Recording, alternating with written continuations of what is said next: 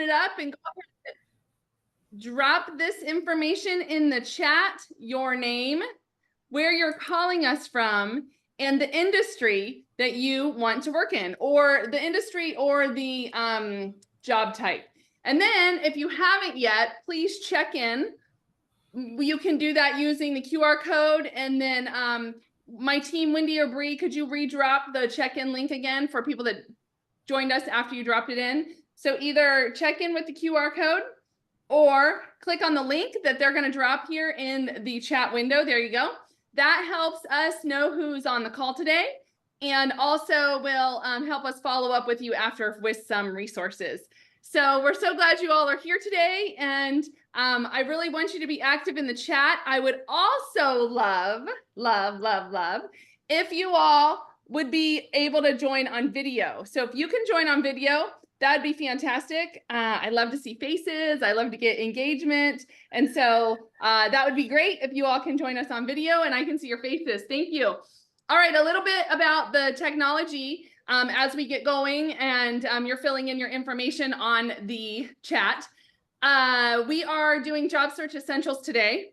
And the best way to view this talk is in what's called speaker view. And so if you are on your computer, over at the top right, there is a view option, and there is, when you click on that, there's an option that says side-by-side speaker view. That means you'll get the presentation, and then you'll see the person who's speaking on the talk. So that's really the best way for you to view the talk today. And so also closed captioning is available, and that's at the bottom of your screen. And we also have the chat box. And so the chat box is at the bottom of your screen as well. If you don't see the chat box, if you're on a phone, sometimes there are 3 little dots that say more. Sometimes that is where you can find your chat icon as well. So thank you for introducing yourself in the chat. Hi, Rosemary. Good to see you. This is open. The question in the chat is this open for, or is this just Pinal County, or it's open for all? It's actually open for everybody. Anyone that can attend these. Arizona at Work Pinal County, they are funding this program and sponsoring this program. And so the target is for Pinal County residents. However, they have generously opened it up for anyone to attend that needs some support. So anyone can jump on and definitely will have benefit from this call today. So good to see you all. I'm looking off the side of my screen because that's where I keep my chat when I'm doing Zoom calls. So go ahead and ask questions in the chat today. Anything you'd like, you can drop in there. If I don't get to them during the talk, I will try and get to them at the end of the talk today. So today is Job Search Essentials, and we are going to be focusing on some of the main components to be successful in landing a new job. My name's Jessica Pierce. I'm the founder and CEO of Career Connectors. We're a nonprofit started and based in the Phoenix, Arizona area. And we have grown to serve a national audience. And so we actually serve all over the country now. And anyone can attend our events, especially our, especially our virtual events. They're available for all. And they're no cost. So our services are at no cost. And I started Career Connectors way back in the recession of 2009. I'm sure many of you remember that recession. In 8 and 9 and went to 2010. And so I actually had gone through a layoff myself. I was at a big company out here in Phoenix area at Intel, and I had been there 10 years. Well, Intel was laying off a large group of people. They had laid off 10,000 people at the time that our entire group was let go. So when I got laid off, I launched a small business. And our small business was a staffing company serving people in land development and commercial real estate. Well, when the recession hit in 2008 and 9, basically everybody that was one of our clients either scaled back to a bare bones staff or they shut down. And so one day, all of our clients were out of businesses. The bank stopped lending in May of 2009. And so we decided to not try to ride it out and to go ahead and shut our firm down. And so from there, I went home. A couple days later, my husband got laid off from his recruiting job. And so there we were, 2 master leveled educated professionals sitting there with 3 kids at the time. They were infant, 2-year-old, 10-year-old, had the house of our dreams, had the cars, all the stuff, and we were not working. And my brain could not understand it, how this was happening. I'd worked since I was about 12 years old. And so Mark and I were going through, like, what are we going to do? Started applying for jobs. But then one day I just really felt called to help people. And I saw so many of my friends that were now getting laid off. And they were frozen, not sure what to do next, not sure how to put together a resume. They'd just never done that before. And they had either gotten a job right out of college and gone that way, or had been connected to somebody that hired them. And so Mark and I had a really hard conversation one night, went to bed, woke up the next morning, and I said to him, hey, I know what I'm going to do. And he's like, good, because we need to pay the mortgage. And I said, well, I'm going to volunteer. He was like, well, that won't pay the mortgage. And so I am like, I don't know, I feel called to help people. So I just called up my local church and said, can I have a room in the back of the church and help people get connected and help people with resumes? And they said, absolutely. We're getting called like crazy. And so that's we launched in July of 2009. We started helping people in small groups help write the resume. Within 3 months, the program exploded. And we decided, okay, this is something that we need to grow to be able to serve our community. And so that's obviously there's a lot in the middle there, but that's how we got started. And I want you to know, the reason I'm telling you the story is when I got my undergrad in computer programming and my master's degree in business administration and worked at Intel for 10 years and got laid off, I had no idea what I was going to do. And I thought, I never, ever, ever would have imagined that I would be called to be leading a nonprofit organization. And so I don't know your story. I don't know why you're in transition. I don't know why you're looking today, but I can tell you, and I can promise you that for me, getting laid off was the best thing, one of the best things to ever happen to me, legitimately, because I would have never left Intel. I loved my work there. I got to travel. I got paid well, had the benefits, all that stuff. But when now I'm able to do something that really feels like it's meaningful and impactful to this world. Now, whether you're looking for a job because you need to pay your bills, that's a great calling. Great, that's what you want to do. Whether you're looking for a career change to do something different, that's great also. You can be looking for something that's brand new to you, be looking for something that is that you've been doing for a long time. Either of those, we're going to address today how to really job search and connect with companies in the way that the companies want you to be connecting to them, the way they look at hiring. And so that's what we're going to do today. I just want to encourage you that what you're doing right now, the steps you're taking will pay off. You just got to keep stepping the steps. And not only that, let's see how many people we have. We have 33 people on the call today. So the 33 of you, hear me when I say this. I just did a social media post about this, I think 2 days ago maybe. The next, now about 5 weeks, the next 5 weeks are a push. You need to push. Here's 2 reasons why. One, a lot of people are done for the year. Okay, they're just done for the year and they're like, you know what, I'll start in January. I'm going to take a sabbatical. I just got laid off. I need time off to rest. That's fine. But that means there's a much lower percentage of people that are actively job searching right now for the next 5 weeks. And then the other reason is because we're in a sweet spot right now. The election is over. Whether you agree with the results or not, the presidential election is over. And Christmas hasn't started. And so we have between now and about the 17th, 18th, 19th of December, where some companies are opening up recs.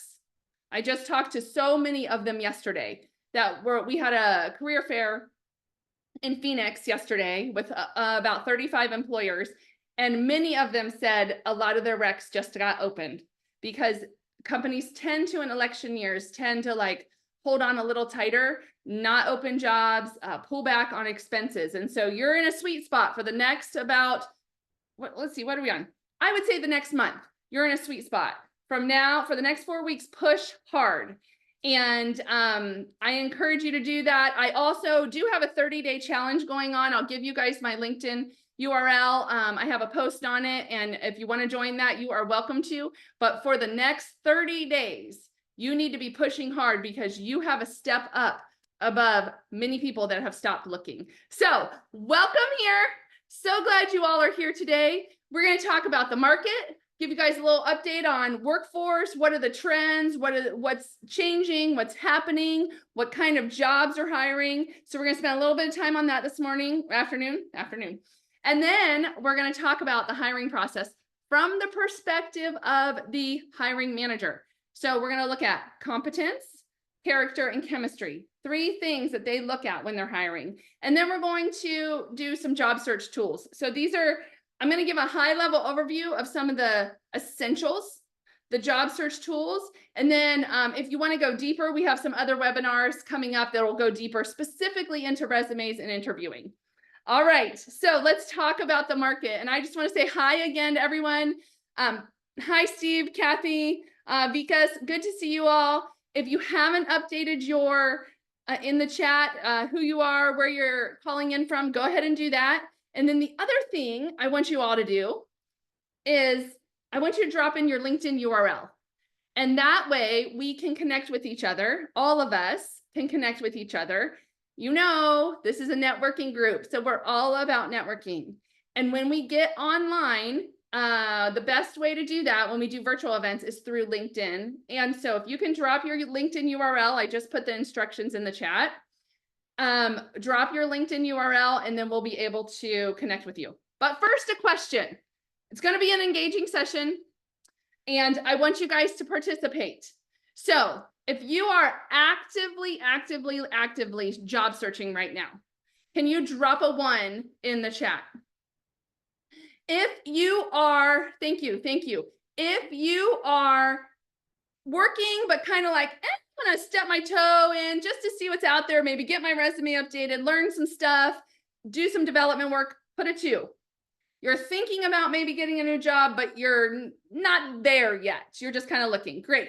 And if you are a community partner, maybe from Pinal County or a volunteer or something, put a 3. So we know who we have in the audience today. Okay.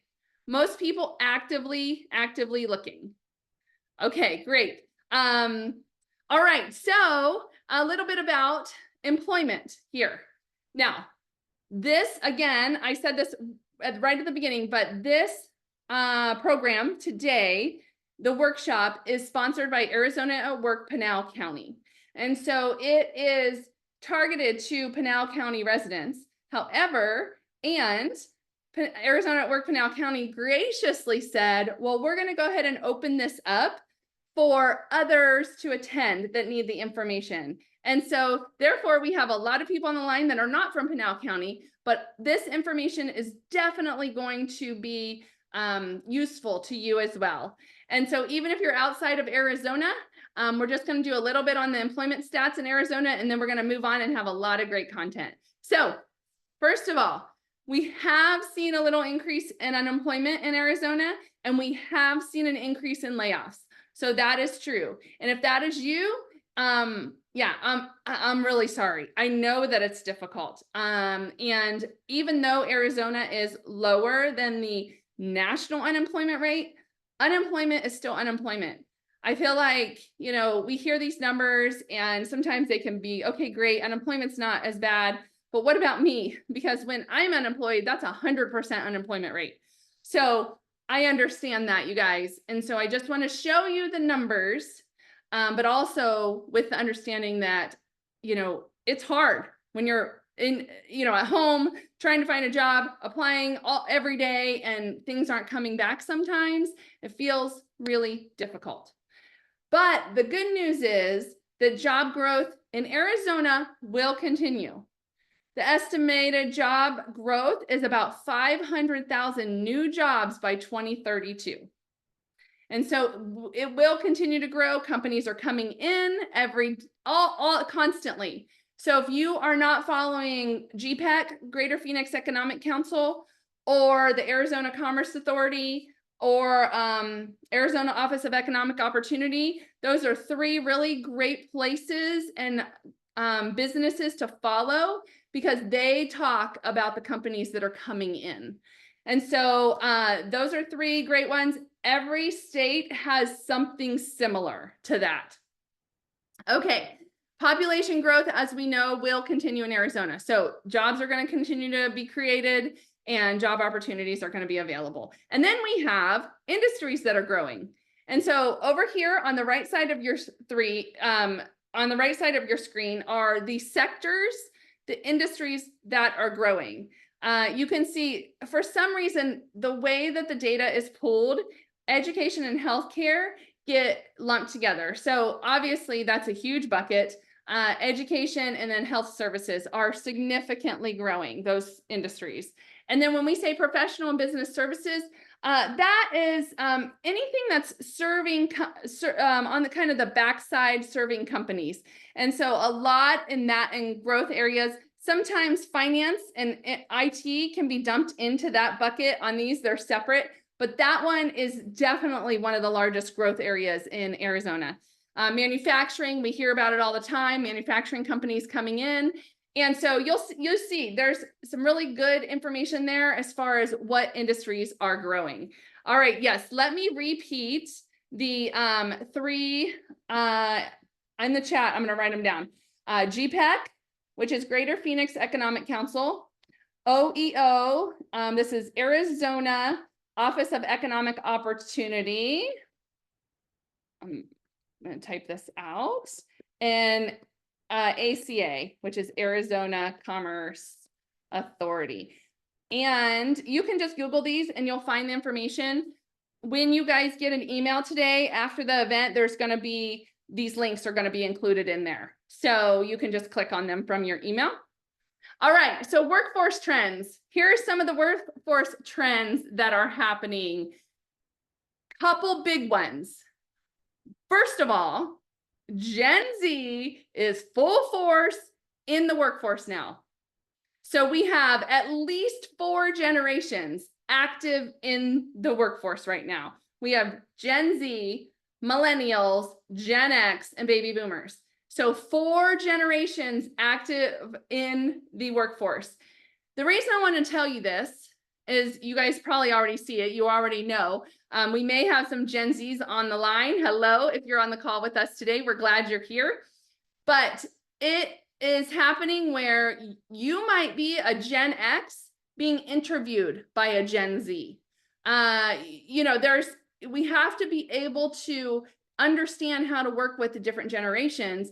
And instead of pushing back and saying, I don't want to work with another generation, a different generation, you need to embrace it, because there's nothing's going to change about it. We are working with these. My son is born in 1998, and he is a chemical engineer. He's actually out in Charleston now working at a manufacturing company, and he's doing great things. And he was given a team of like 30 operators.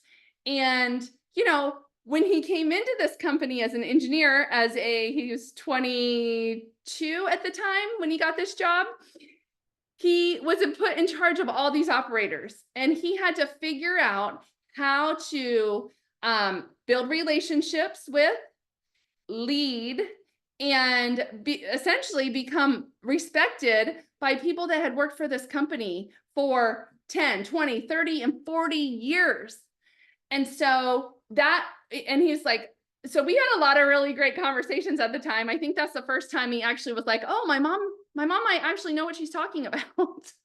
So when he was asking me questions about work, and so how to lead, how to do it well, how to honor people and lean into them for their experience. And so he's fully working, as maybe many of your kids as well. And so it's coming, it's growing, and so please embrace it.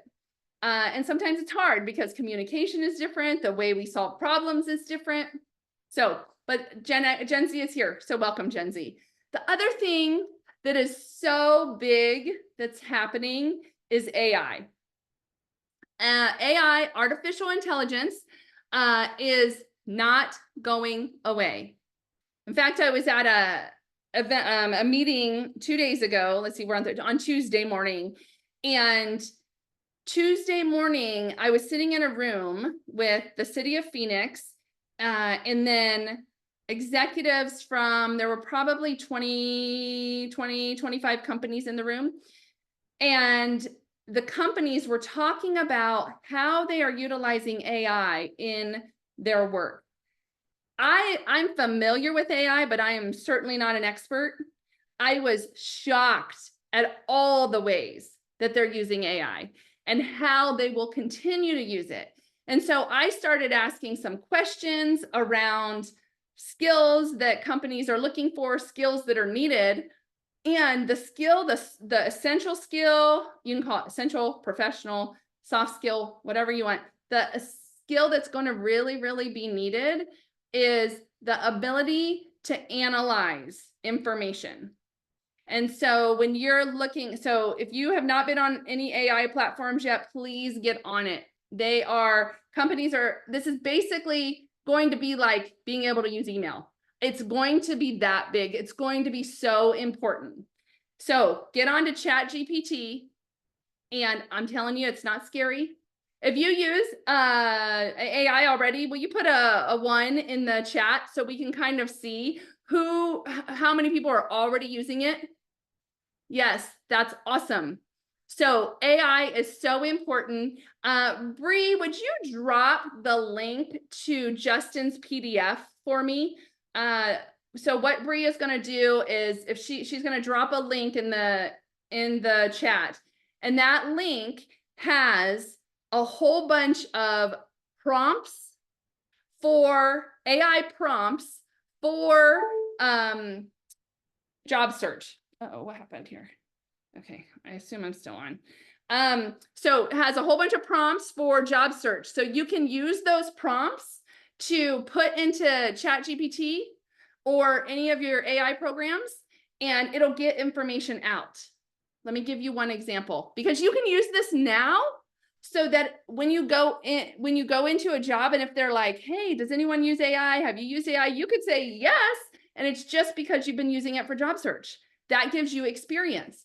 And so an example of AI would be you take a job description that you are applying for a job, and you dump that job description, you copy it and you paste it into your AI tool, ChatGPT or Bing or whatever it is, the tool you're using, and you put that job description in there, and you can say things like, what are the essential skills, the top skills that they're looking for? And it'll tell you.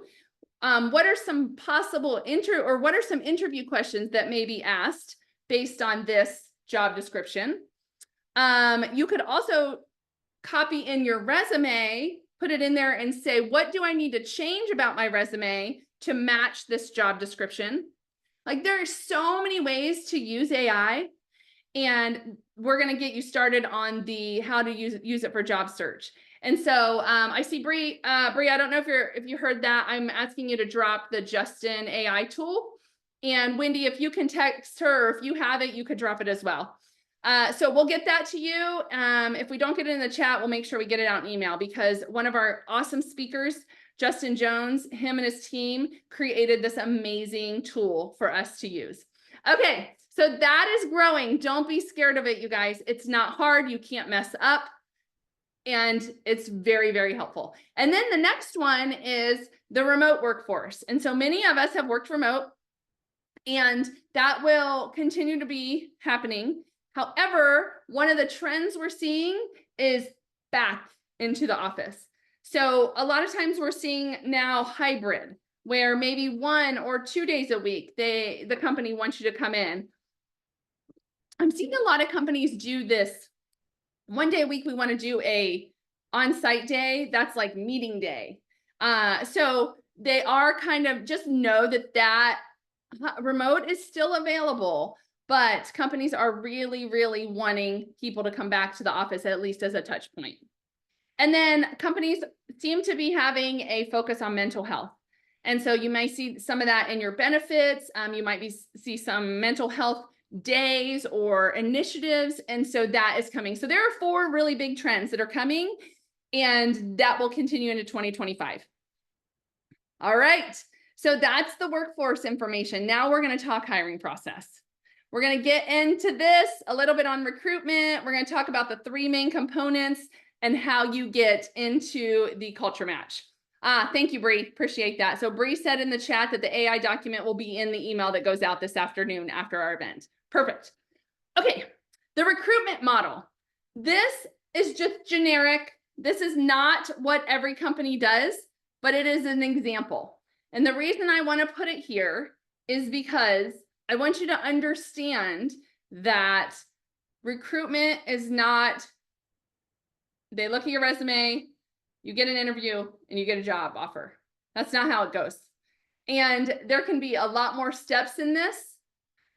Sometimes, if we're really kind of lucky and we get the right person at the right time, it can be, hey, I met you here, I want to talk to you, and then a job offer. Like that's like a golden moment, but that's not how it goes. It usually goes through multiple people to interview.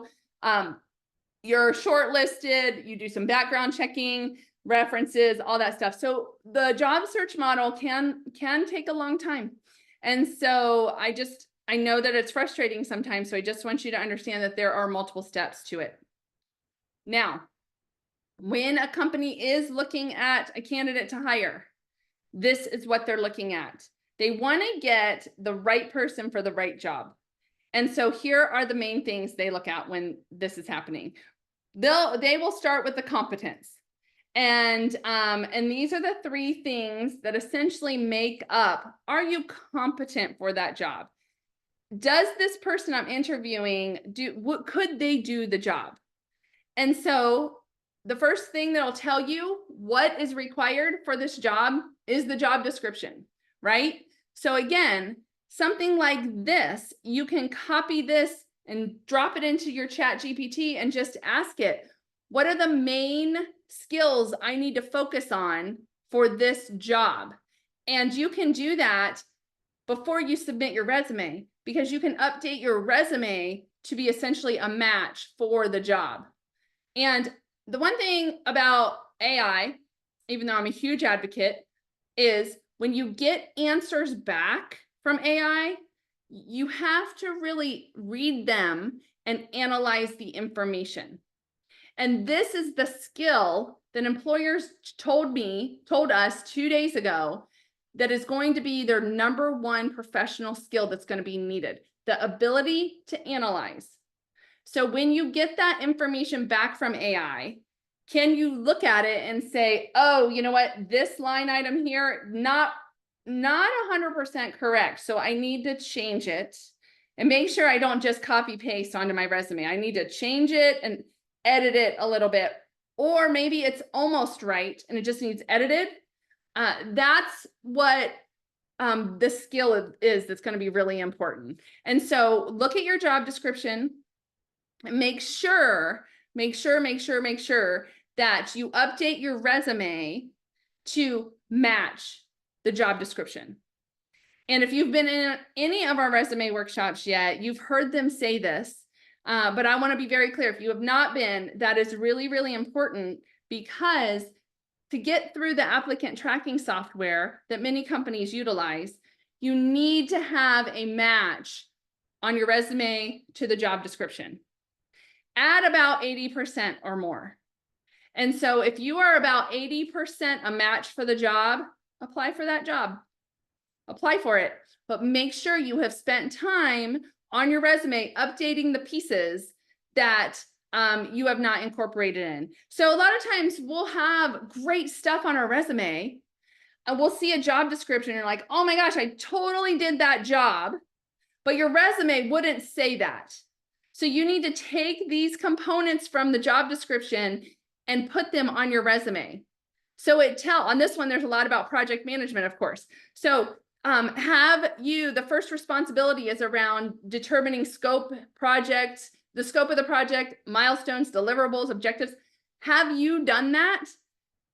The answer is probably yes. If you're a project manager, then make sure that that's on your resume in some fashion. Put it under one of the jobs you have listed.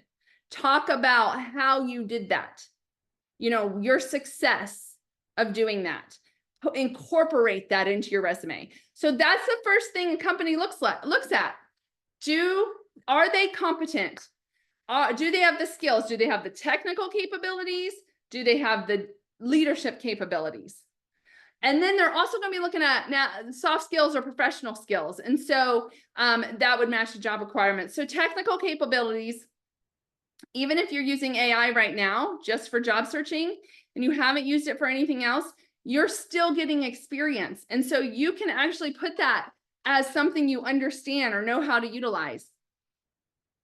You know what I use it for almost every day? On my chat GPT, I have a thread just for recipes. And so last night I pulled some I pulled chicken out of the freezer, chicken thighs. And I said into chat GPT, I said, give me 10 recipes that use chicken thighs. And I had one other ingredient. I think I said chicken thighs and onions, and that can be made in the oven. That's what I put in chat GPT. It gave me 10 awesome recipe options. And so I'm talking about stuff like that. That is easy peasy to get going and get used and utilize it.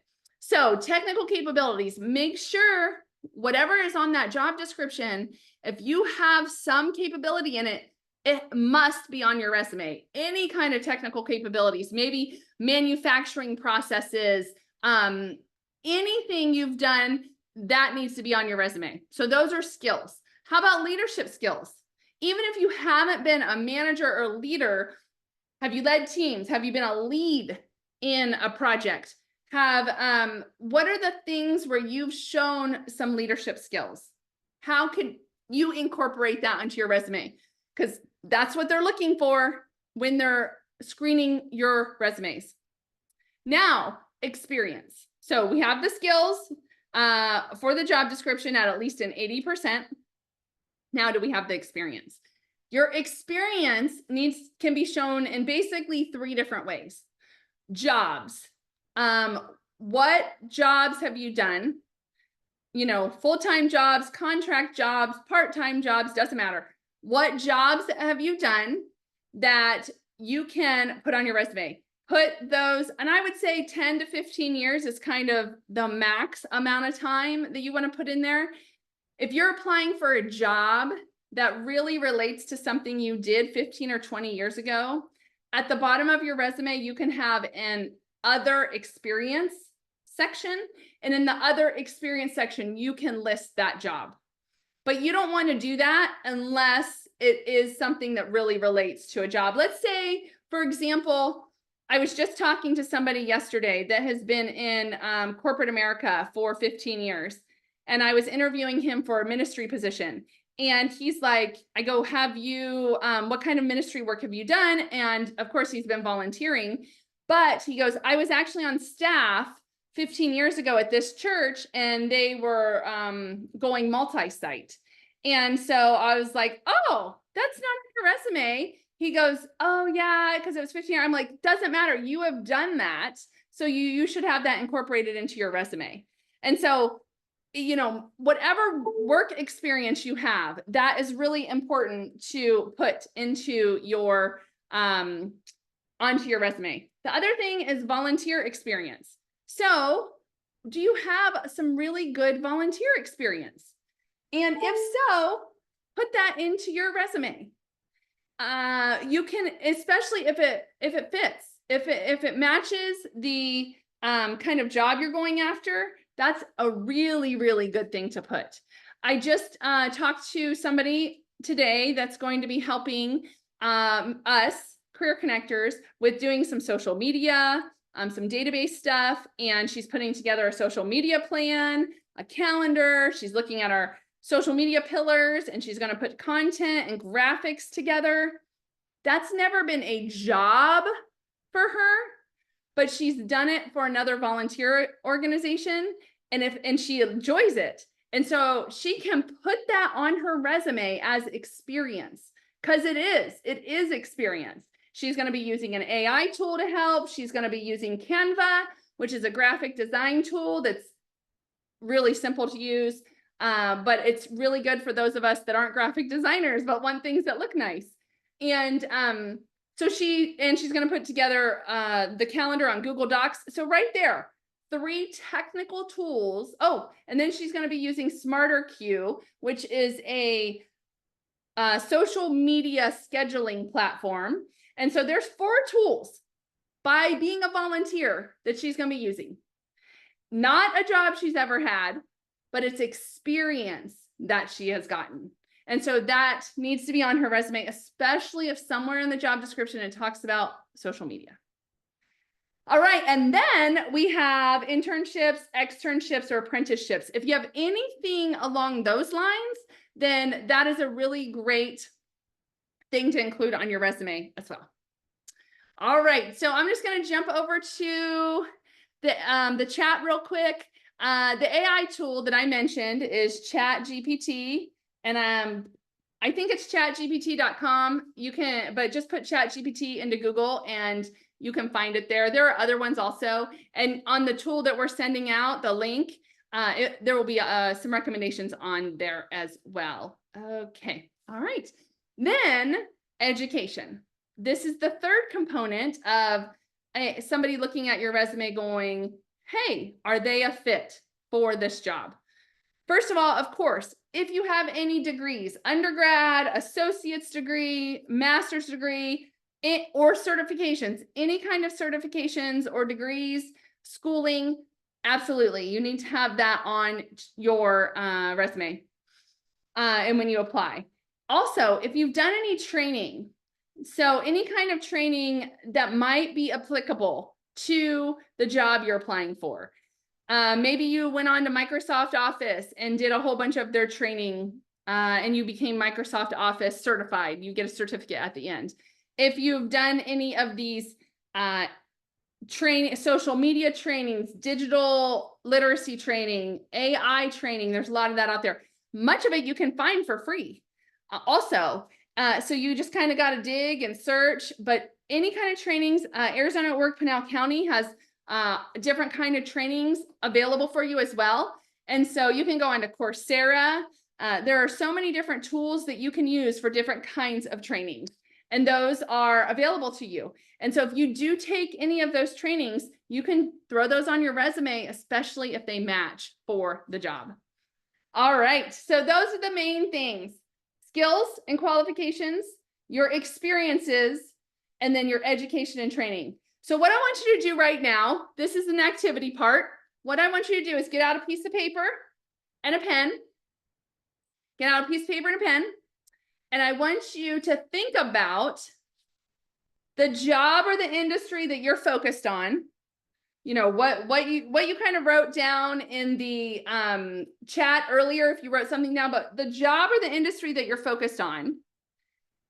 Think about, okay, what might be one thing that I need to do to gain more experience or have a better skill or be trained up? What's one thing I need to do to be a better candidate for these companies that are looking for this type of person?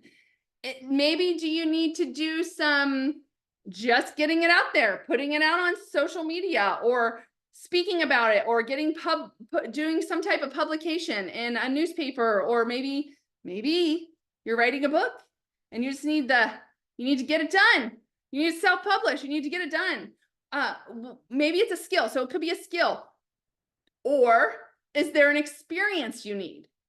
Do you need to get some new experiences? Can you volunteer? Can you really, really take a deep dive and look at everything you've done in your past and see if there is anything that actually would be helpful that you start thinking about or talking about and utilizing? And then what about training? Is there something you need to do with training to move forward, whether it's training or certification. I did talk to somebody recently that's going back for their MBA.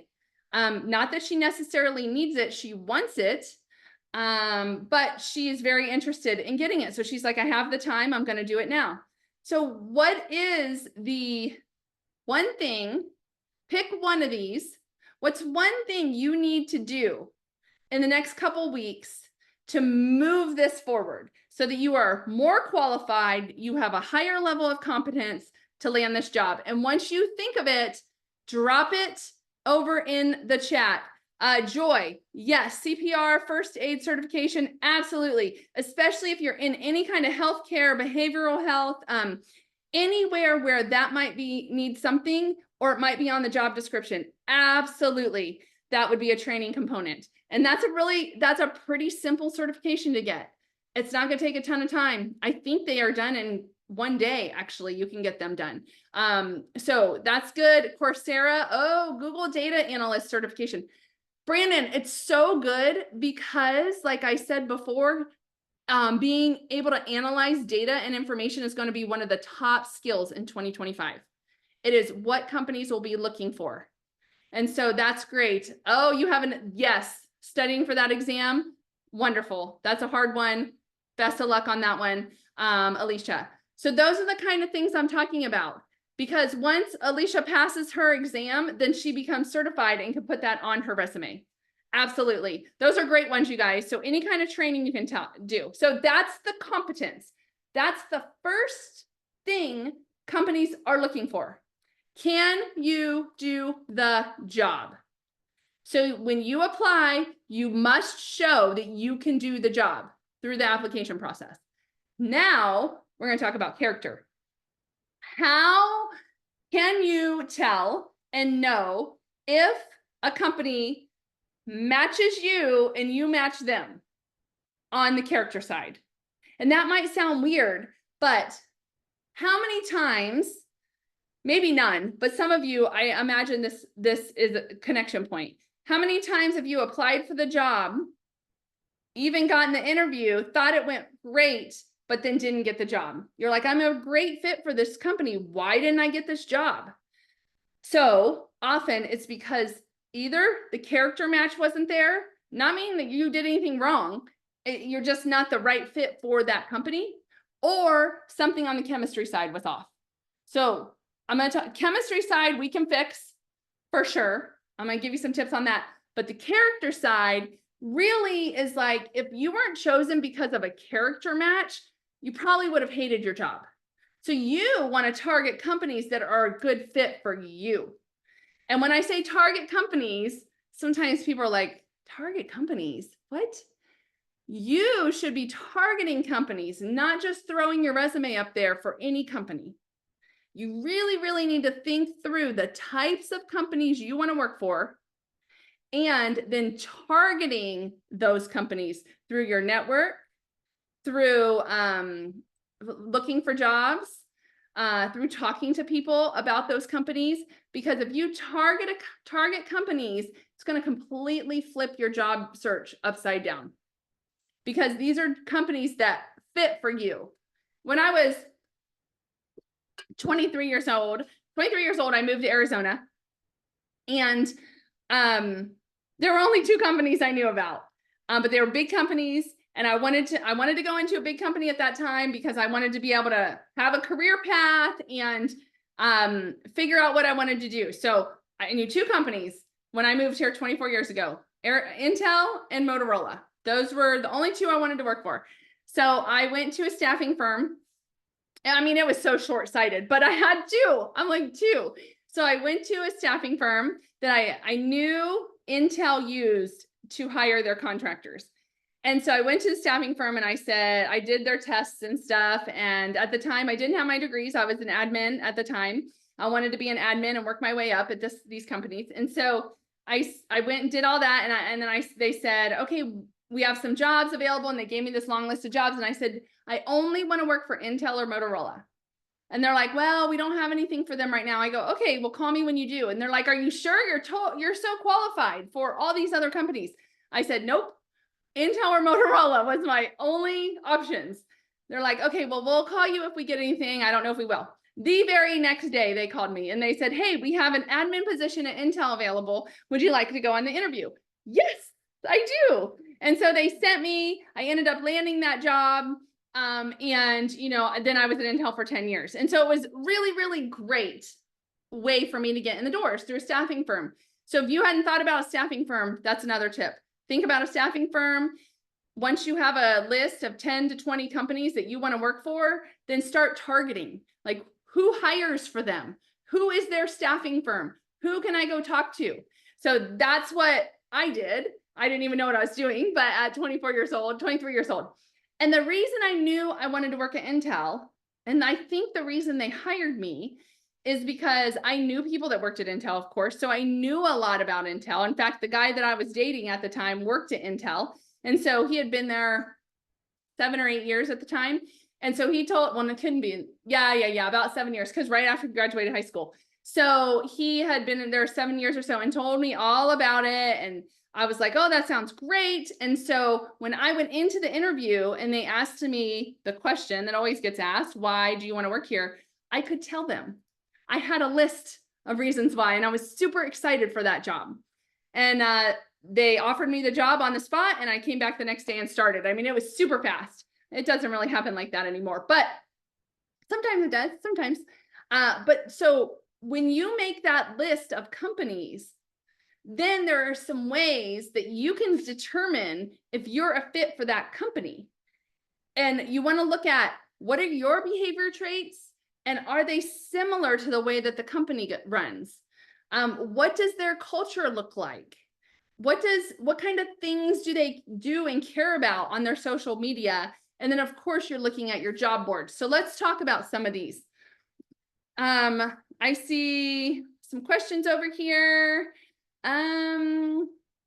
Great questions about staffing firms. Here's what I would do. There's a lot of ways, a lot of staffing firms out there. Here's what I would do if I were you. Figure out what industry you are. Let's say you're HR. I would go to Google and put human resources, staffing firms, Phoenix, Arizona. Accounting. So we have one here, accounting, staffing firms, remote jobs. So Head Farmer, yes, they're a great staffing firm for very specific jobs. So accounting and finance. But just put your target industry or company. You can even put Intel, staffing firm, Arizona, and it is Kelly Services. I know that Intel is going through another workforce reduction right now, so I don't know how much hiring they're doing, but that is one of the ways that you can find out, you know, who the staffing firm is. Just put the company name in, and I bet you could even put it in ChatGPT and ask it. I use ChatGPT now even more than I use Google to get information back. So ChatGPT can't answer everything, but it knows a lot. Okay, so again, creating your list of 10 to 20 companies is a great start. And then you start figuring out behavior traits of the companies. But first, before you do that, you have to know your behavior traits. Do you like working for a company that is super dependable, reliable? You know your job, you know what you're going to do. There's a pension, like, you know. Then you're probably looking for a company that is maybe a government position or education position, something where it's very clear. You know, you know how much going in that you would make. You know what a career pathway looks like. You know how long it takes to retire. My dad was a police officer. He knew probably from day one his rule and when he was going to retire, and there was a countdown. And so he knew if he lasted longer than that retirement day, if he lasted another year, how much more his pension was going to be. And so he knew exactly. So if that's what you want, then you make a list of those companies. I talked to a lady yesterday, and that's exactly what she wanted. So I helped her. City of Mesa, City of Gilbert, City of Chandler, ASU, U of A. Like, we just made a list of 15 to 20 companies so that she can target those companies. So what are your behavioral traits? So are you looking for that steady Eddie kind of job? Or are you looking for that kind of fast moving, kind of maybe transformational, inspiring company that is always changing and creative like that, but they might have layoffs. And so is that, but it's like, that's okay, because I can make a huge impact in 3, 4, 5 years. And then if I get laid off, I can go make huge impact somewhere else. So you have to see, is that the kind of company you want to work for? We offer this at no cost. And it's going to be included in your email, but you can get the DISC assessment. You can take it. It will take you about 10 minutes and it will give you some of that information. It will give you some of your traits. It will give you, are you that kind of enthusiastic person that goes after things, or are you more like stable and steady, consistent? And so whatever traits you are, a lot of times those are the kind you want to look for at a company. Now, a company is made up of all kinds of people, all kinds. But if you are really interested in working for a company that's a match for you, you're going to want to match with one that makes sense behaviorally. So these are good. It'll even tell you your ideal environment. What kind of work works for you really well? So for example, this person, whoever this person is, it says they want to work with a lot of people. They don't want control and detail.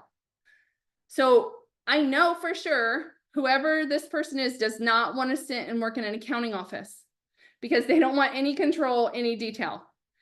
I had this lady I was working with a couple years ago, and I was helping her write a resume.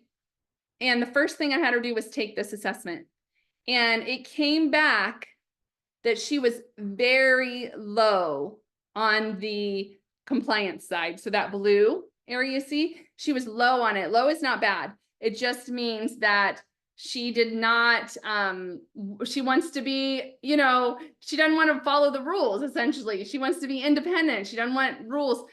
And then her yellow was very high. So she liked to be around people. She liked to be enthusiastic.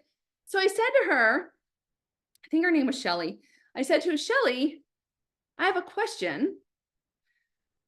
You have been an accountant for 24 years. She's like, yeah. I go, I'm reading your assessment and it's telling me that accounting would not be a good match for you for a job. It seems like, at least based on your assessment, again, these aren't my words, it's based on the assessment, that you would just not like this. It would not be the environment you would be interested. And so she did this, you guys. She takes this deep breath. She's like, I hate accounting. I was like, oh, Shelly. Oh. And I said, 24 years you've been in accounting. And she's like, yeah. And I said, okay, why? And she goes, well, when I was going to college, my dad told me accounting would be a great, stable career. I was like, okay, that makes sense. But now she was laid off. And I said, all right. Okay, so I kind of just, sat with her for a few minutes, and then I'm like, all right, now let's make a plan. And so we made a plan, and I started asking her questions like, what in your job did you enjoy? There had to be some things that you actually enjoyed. I mean, you lasted 24 years. You had to enjoy something. And she said, I really, really loved when we did these like implementations, and I got to coordinate with a whole bunch of people and come in and launch the, plan for and launch the software. And so we talked about that. And so really we just redid her resume and made it more into project management, implementation specialist kind of job. And she landed as that in a finance role and loved her job. And so really it's not only like matching the company, even if you don't match the company, but you match the job. Just think through that. Are the jobs you are going after a match for you? And that's what you'll want to do. You really want to think about, do these jobs match me? And so companies and jobs. So because when you then go for the interview, you're going to be able to easily relate to the job. All right, then the other thing that is a character match for companies that they're thinking about are the soft skills. So we're apparently getting away from the word soft skills, and you're going to hear the word professional skills, essential skills, and then what did I hear yesterday? I think there's two: professional skills and essential skills instead of soft skills. Those are some words you'll hear. Communication, of course, is up there, but the one that is not on here that will be up here is analyzing data, analysis, being able to look at things and analyze if something needs fixed. So that's going to be on here for 2025. It's not on there yet, but we will see that. Really being, having and taking initiative and being a leader, those will stay. So companies are looking for people who have initiative, who can solve problems, get things done, see a problem before it even becomes a problem. That's the analysis part. And communicate that and fix it. So those are some things. If you're somebody who just likes to be told what to do and do it, there's not going to be a requirement for those jobs as much. Companies are really looking for people that are self-motivated and take initiative. So be thinking through that and how you can incorporate that into your resume. Okay, so Jessica, this is great. How can I understand what a company is like so I can see if I'm a good fit for them? First of all, the website will tell you a lot of stuff. So I love this example. There's a company we work with, and their name is Achieve, and they're in Tempe, Arizona. They also have a location in San Jose, California. San Jose, California. And so this company, Achieve, helps people that are in debt get out of debt. So most debt collection companies, people despise.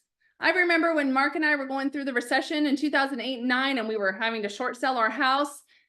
And we would get calls every day, and it was maddening. And it felt like we were the worst people in the world because we weren't paying our bills, even though the Chase, I'm sorry, I didn't mean to say the company name, even though our mortgage lender was like, don't pay it because you can't go into short sale if you don't. So anyway, it was just a terrible time. And it just felt so demeaning. We were yelled at, all this stuff. And so I know what people say when they're like debt collection companies. It's horrific. But Achieve, what they do is help consolidate debt, and then they negotiate with the lenders and to get agreements, settlements for the debt. So here's the thing about this company. When my friend started working there, gosh, I think it's been about 10 years now, she called me and she said, have you ever heard of this company? And I hadn't. They were brand new, essentially, to Phoenix. And she was going in as the HR executive, and I hadn't heard of them. And so she ended up taking the role and has created this really cool culture there. And when they're hiring, the number one thing they look for is empathy, a behavior of empathy. And to me, I'm like, for a debt collection company, empathy? I'm like, whoa. And so when I went to their website, their careers page, and I did the screenshot, that's exactly what pulled up. Their salespeople are empathetic problem solvers. That's what they're looking for. So if you have a high level of empathy and you love to solve problems, even if you've never been in sales, this might be a job for you. And the other interesting thing is, they're usually on their sales team, they're usually looking for people that don't have a lot of experience in sales, because the way they do it is very different than anyone else. So that's why I love Achieve, and they do what they say they're going to do. And so this is not a pitch for Achieve. I just want to give you an example of what it looks like to research on a company website what their behavior traits are, and how something that you may not have even thought about now might be interesting to you. So look all over their website. There's also an about section on company websites that you'll learn a lot about them on that. All right. The next one here is their social media. So I'm using Achieve still. And you can see I pulled YouTube, Instagram, LinkedIn, and Facebook. These 4 examples are the 4 main social media sites you should look at when you're looking for a company. Now, the really easy thing is just go to their website and all their social media icons will be listed somewhere. And you can just click on them and go to those pages, follow them, connect with them, and watch some of their stuff. YouTube is such a great resource, and it's one I always forget about. YouTube has videos of things the company's doing, testimonials from customers. It has information about their culture. There's a whole bunch of stuff the social media platforms have, especially YouTube, because it's videos that you may not be thinking of. So go on to their platforms and follow them. That's another way to engage with them as well. And see if they're a company you want to work for and have a matching behavioral trait. And then, of course, use the job boards. Use the job boards to find companies that you may not know about. So maybe you didn't know about Achieve, and you did a search on a job board and you did something like finance industry job boards, and then Achieve was one of them that popped up. And so that's what you want to do. You want to go to these niche job boards and find companies that you may not know about. It will help create your list. So let's say you are in finance. We could just use that. Then you would literally, that's what you would put into Google: finance job boards, or accounting job boards, human resources, HR job boards. You can use semiconductor manufacturing job boards. And I want you using the job boards to find companies and to do research, because even though Indeed and Monster and the big ones are nice, are good for research, they're not necessarily the best place to apply for jobs. Brandon, that's why he just put it in the chat. It can be so frustrating to use job boards, and here is why. Those big ones, like Indeed, Monster, many of them are what are crawlers.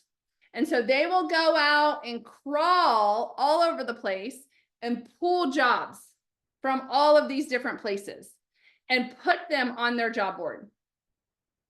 And those jobs many times are not active jobs. And so no one's even watching them. They indeed might be emailing the company with your resume if you applied, but if the job's not active on that company's applicant tracking software, they're not even getting it. They're not looking at it. So that's one. We have to watch out for scams. Those are posted on those kind of job boards sometimes. And then also jobs that are either inactive, so they're no longer hiring, or they are like feeders. So high volume positions might be posted out there, and so they're just collecting resumes. Unfortunately, some companies do that. So what I always recommend, outside of I love using LinkedIn as a job board, but outside of that, is go find the company that you're interested in, and then go to that company page and apply directly. That is my recommendation. I think I know there are a whole bunch of thoughts out there on that by other career professionals, but that's my advice, because if it's on their website, it's active. It's likely still active, much higher percentage that it's active than if you are applying on Indeed. If you can't find the company, that's a problem. That's a problem, because very likely it could not be a real company. And so you have to do your research instead of just applying and hitting a button. Take the time to see if the company is a fit for you and to apply directly, because you're going to update your resume. You're going to spend time on it. You're going to make the effort. It needs to be worth it.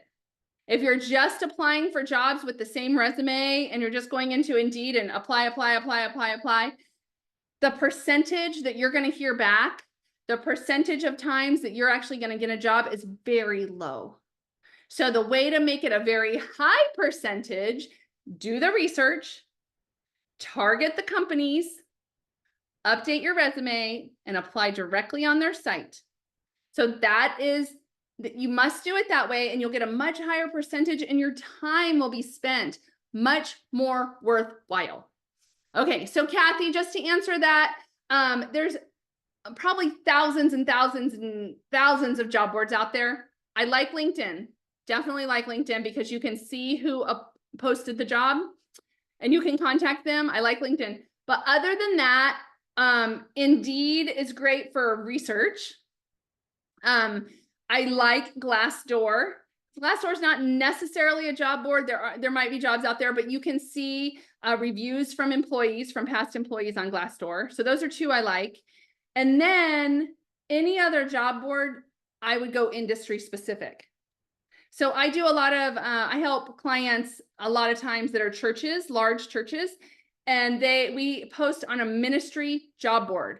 So like anyone in ministry that's looking for a job needs to go to the main ministry job board, which is churchstaffing.com. And so the way you would find that is you'd go out to Google and you would just put church staffing board or church hiring staffing board or ministry staffing board. Our ministry job board. You just would need to put those words into Google and then it will come up. So that's how you find job boards that are specific to your niche. All right, so those are some of the ways. So thinking through the character side. So we talked about the competence side. This is the character side. What I want you to think through is what's something that you can do this week to figure out if you're a character match with a company. So you can maybe take the disc. You can identify maybe some of your top soft skills. You can do some research. You could research different websites, their websites or company websites. Maybe you follow them on social media, or you can go and find some job boards in your industry. So what I want you to do right now is think through one of these things or something else that is similar around character traits. What is one thing you can do within the next week to give you a step up in the job search? Maybe you just need to create your list of 10 to 20 companies. Maybe you got to start there. You got to create your list, and without any research, you're just going to come up with your list. But right now, put that in the chat. Puts one thing you can do in the next week to find out if a company is interested or if you're a good match for them on the character side. Go ahead and write that down so we can see. And I'm going to look, I'm answering one of these questions on Glassdoor. I think glassdoor.com is the website. Yeah, this is the site. So I see that was one of the questions. I'll just drop it in here. I just wanted to double check before I said yes. Okay, 16 personalities. That's a great one, Carissa. That's a good one. All right. Yep, researching Glassdoor. Great. Make a list, disc. Good. You're getting it, you guys. So it's important to understand that I'm so sorry if you're feeling frustrated. Job search is probably one of the most frustrating things we ever do. And it's one of the top 5 hardest life-changing moments we have. And so if you're feeling it, I get it. I hear you. It does take time. It does take energy. But if you spend your time and energy in the right places, doing the right things, you're going to land much quicker in a job you are much happier with. And that's my goal, to help you get there. Okay, so now we've talked competence and character. So let's talk chemistry. Now, on the chemistry side. On the chemistry side, this is really important because if you're in front of them, if you get the interview, that means you have already passed the competence test for the most part. They've looked at your resume and they've said, okay, it looks like this person is a match somewhat. From a character trait, you've essentially passed that piece because it seems like you could be a good fit. Now, really on the character side, but that really goes both ways. But if you've done the research and you've applied, you already know you're a character match and you want to work for that company. So the interview is the chemistry part. This is the part where they decide, do I like you and can I work with you? Guys, that's what it is. They're going to validate some stuff on the competence side, but they're like, can I work with you and do I like you? And fortunately or unfortunately, people hire people they like. If you think about it this way, think about if you are working with a small group of people every day, then you may be talking to those people, working with those people more often than you even talk to your spouse or your kids or your best friend. And so we want to work with people we like. So people hire people they like. So how do you make that connection? You don't need to go in and be somebody else, but you do need to go in being likable to them if you really want to work there and you can work with them. So here are some things I encourage you to do. Before you go in, make sure you're ready. And this means all the research. So you know the research you did before you applied, you already know them. So when they ask you that question of why do you want to work here or what makes you the right fit, you're going to be able to probably name like 10 things. Like you're already going to know because you did the work. You know you want to work there because they care about stuff that you care about. And so if it's a government job, you can say that you've lived in this city for so many years and you see what they do and you love that the way they're serving the community and you love what they did on their social media because you were featuring an employee and you care about employees. Like you're going to know because they're on your list and you've done the research.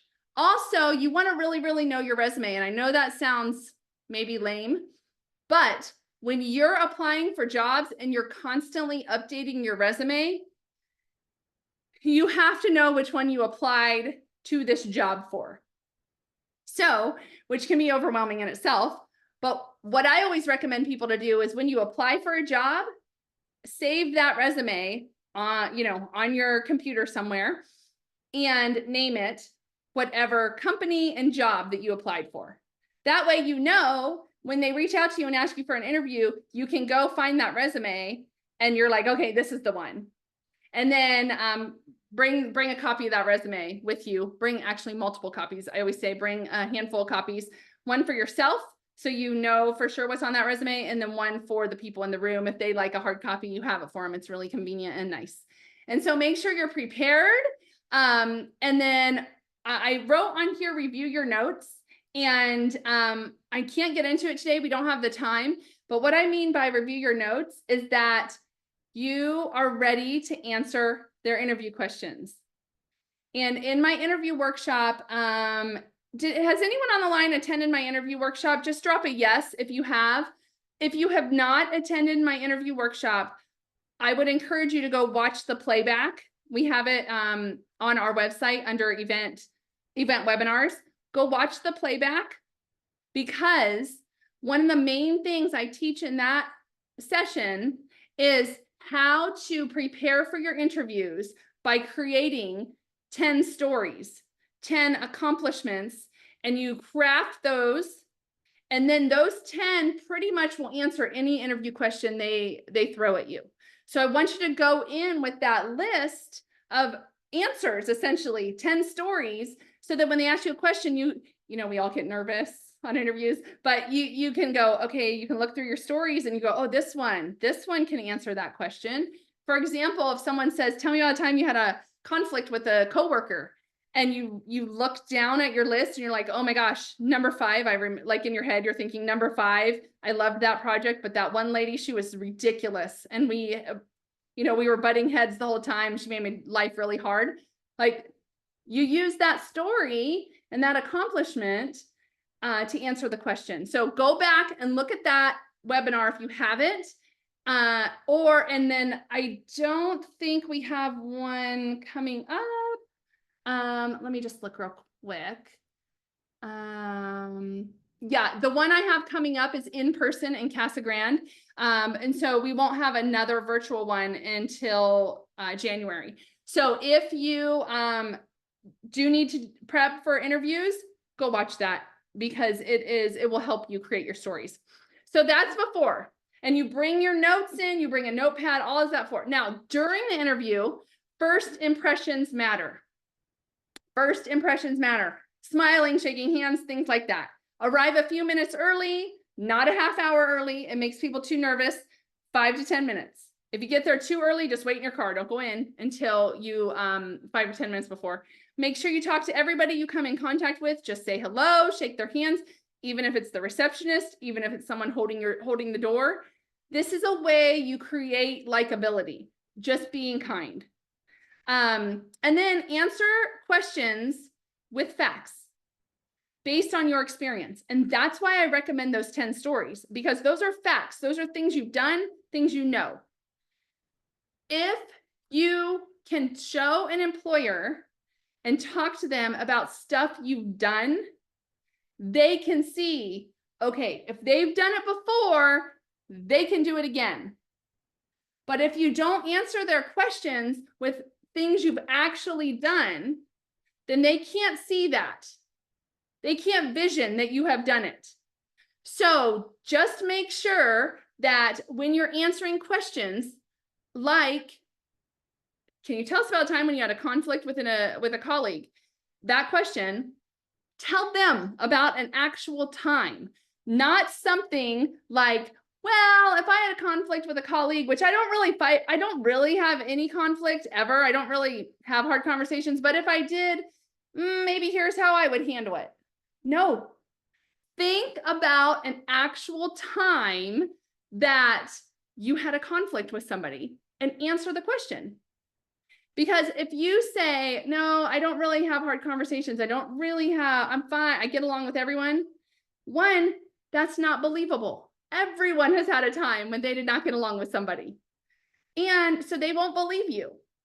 So don't answer the questions and use real examples. And then afterwards, you want to follow up with everyone. And so you want to follow up, you want to connect on LinkedIn, or you want to send an email, a thank you note. And I'm going to address that in just a minute. So again, at the interview, handshake, natural smile, have eye contact. If you are Gen Z or you have a Gen Z that's trying to get a job, teach them handshake, teach them eye contact. It's blowing my mind how many of these young people cannot do that or don't know to do that. Now, it makes sense because they were raised very differently than my generation. We did not have social media. We did not have phones, all this stuff. I mean, we had, you remember the cordless phone where you had to walk into the bathroom, shut the door so your sister didn't hear that. We had that, but we did not have the cell phones. And so we actually had to have face-to-face conversation with everyone. So if you have a kid that's graduating or is trying to get a job, teach them these things. And have them practice with you, even if they think you're, Mom, I don't need to, I'm fine. No, shake my hand, look in my eyes, talk to me, ask a question, engage. Okay, so we have to do that. And when I say mirror the initial response, what I mean here is if they ask you, how was your drive? Do you like Arizona? If you flew in, how was your trip here? If they ask you questions like that, they're just making small talk. Answer their questions and engage. Ask them some questions. Like, oh, I've been in Arizona 24 years. What about you? How long you been here? That is how you become likable. You talk to them, you engage. But on the flip side of that, if you walk into the interview and they're like, hi, Jessica, thank you so much for being here. Can you have a seat? And here's a little bit about the job, and they just get started, then just get started. Don't try to make small talk. Because again, we're kind of going to mirror what they do. That is how you create that chemistry. You kind of engage with them the way they like it. And that's just, good communication. It shows you've got good leadership, that you can that you can respond to people in a way that they like to be responded. It's not any kind of manipulation. It's just knowing how to talk to people. So here are some interview questions you're going to get. You're going to get, tell me about yourself. You're going to get strengths and weaknesses. You're going to get, why are you interested, or why should we hire you? Those are pretty like, they're going to happen. The behavioral questions, those are the ones that everyone uses. There's a whole bunch of different kinds, but tell me about a time. Hey, tell me about a time when you had a customer that was upset. Hey, tell me about a time when you had to create a report. Hey, tell me about a time when, again, you had a conflict with someone you worked with. So there is no way you should be going out and memorizing 100 interview questions. It's overwhelming, first of all. And then if you do go memorize interview questions and you go to the interview, then when they ask you the question, you're gonna be like, oh my gosh, I know that answer. And you're gonna like be thinking, you could get nervous, you could forget it. So instead, get rid of that mentality and just create your stories. Create your stories that will answer your questions. And I know some people asked, where do I get the playback? I'll drop it in here in just a few minutes on all of our playbacks. But you can just create your stories. It'll be much easier, and it will be able to create, you'll come off as like not nervous. You know yourself better than anyone, so you'll be able to answer those questions.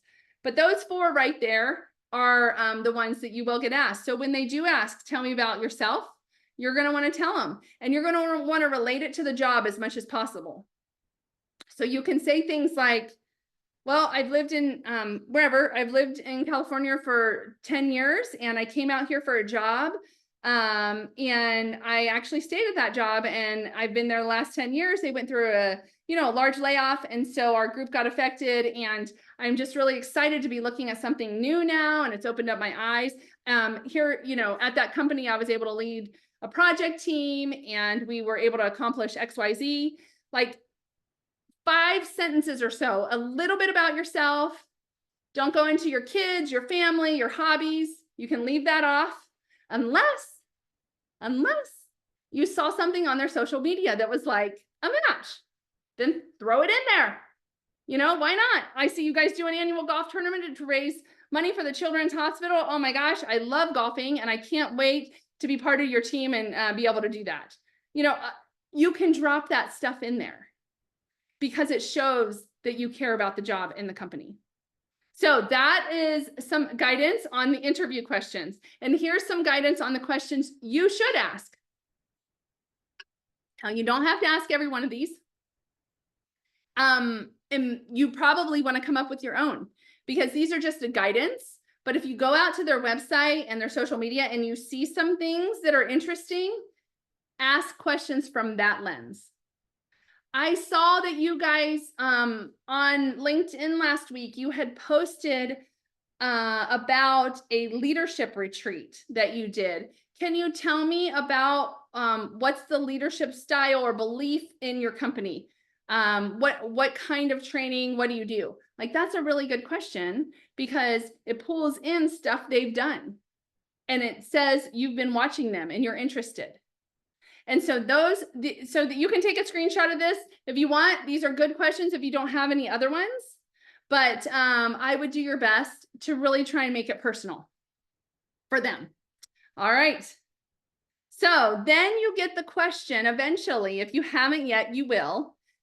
Can you send me some references? So these are 2 parts to getting references. The first is collect your references, your kind of what I call baseline references. Go out and go ask 2 leaders that you've had, 2 colleagues you've worked with. If you've been a leader or manager, 2 people that have worked for you, and then 2 friends or 2 friends. So go out and ask 8 people if they would be your references. And so that you have their name, email, phone number, and approval to give their information to somebody. So that's like step 1 for references. Step 2 for references is when a company asks you, when they ask you for references, go to your list of 8 that you have written down that you've gotten approval from, and then pick out the ones that you want to answer the call of that company. Maybe you had a leader that was going to be a leader of a similar position or a colleague in a similar position. That's the reference you want to send. So pick out the 3 or 5 references, send them, but part 2B is send a note or a text to those references and say, hey, I just submitted your name as a reference to this company for this job. And when they call, can you make sure, like, I want you to focus on this. So as an example, I am applying for a project manager at Motorola, and I've been through 3 interviews and they just asked me for references. So I went to my list of references and I pulled out 3 references that most closely match to prove that I can do this job. Either people I've worked with, people that have worked for me, personal reference. So I sent those 3. I am emailing or texting these 3 people and I'm saying, hey, I just submitted your name to Motorola for a project director position and could you talk about, make sure you talk about my ability to lead cross-functional teams because you saw me do it. So if you give them guidance and tell them kind of what you want them to focus on, it will be such a great reference than just getting references. And I get reference calls all the time and I have no idea. I didn't know my name was on the list. And I'm like, I got this reference call recently. I didn't even know the person. Like I been in one of my workshops, but I knew nothing about them. And they put my name and phone number down as a reference. And I just had to say that. I'm like, you know what? I'm so sorry. I don't really know that person. I think, we're connected on LinkedIn, but I can't really speak on behalf of them. And it was really, it was a hard spot to be in because they're at the end. I don't want them to lose that job because of me. So prep your references. So I hear if you don't have a current reference, go get them. So they can be people you've worked with. They can, like I said, they can be a previous boss. Just connect with them on LinkedIn, text them, send them an email, find a way to get some references down on a list because you're going to need them. Okay. Yes, a former coworker will absolutely work. So that is the triangle of hiring. Are you competent? Do you have the character match to that company? And do we like you? Is the chemistry there? That's what creates that culture match. That's what says, yeah, you know what? This is a great candidate. And it could say things to them like, well, they don't fully know all of the stuff that we need them to do. Like they don't have all the experience, but dang, I like them. They could fit with our team. Like they're missing this piece, but like their strength is here and we need that.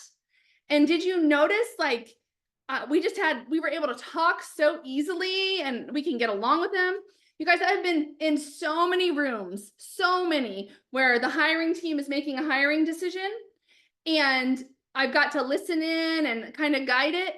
And the number one reason they hire someone is because they like them. I'm not kidding. Because by the time you get into the interview room, again, you probably have the competency and you're probably somewhat of a fit for that company. People hire people they like. And again, not everyone likes that, but that's the truth. People hire people they like. So be likable. All right, now we're going to flip for the last hour here to job search tools. So I'm going to walk through some of the tools for you guys that you guys need to use, some of the essential tools.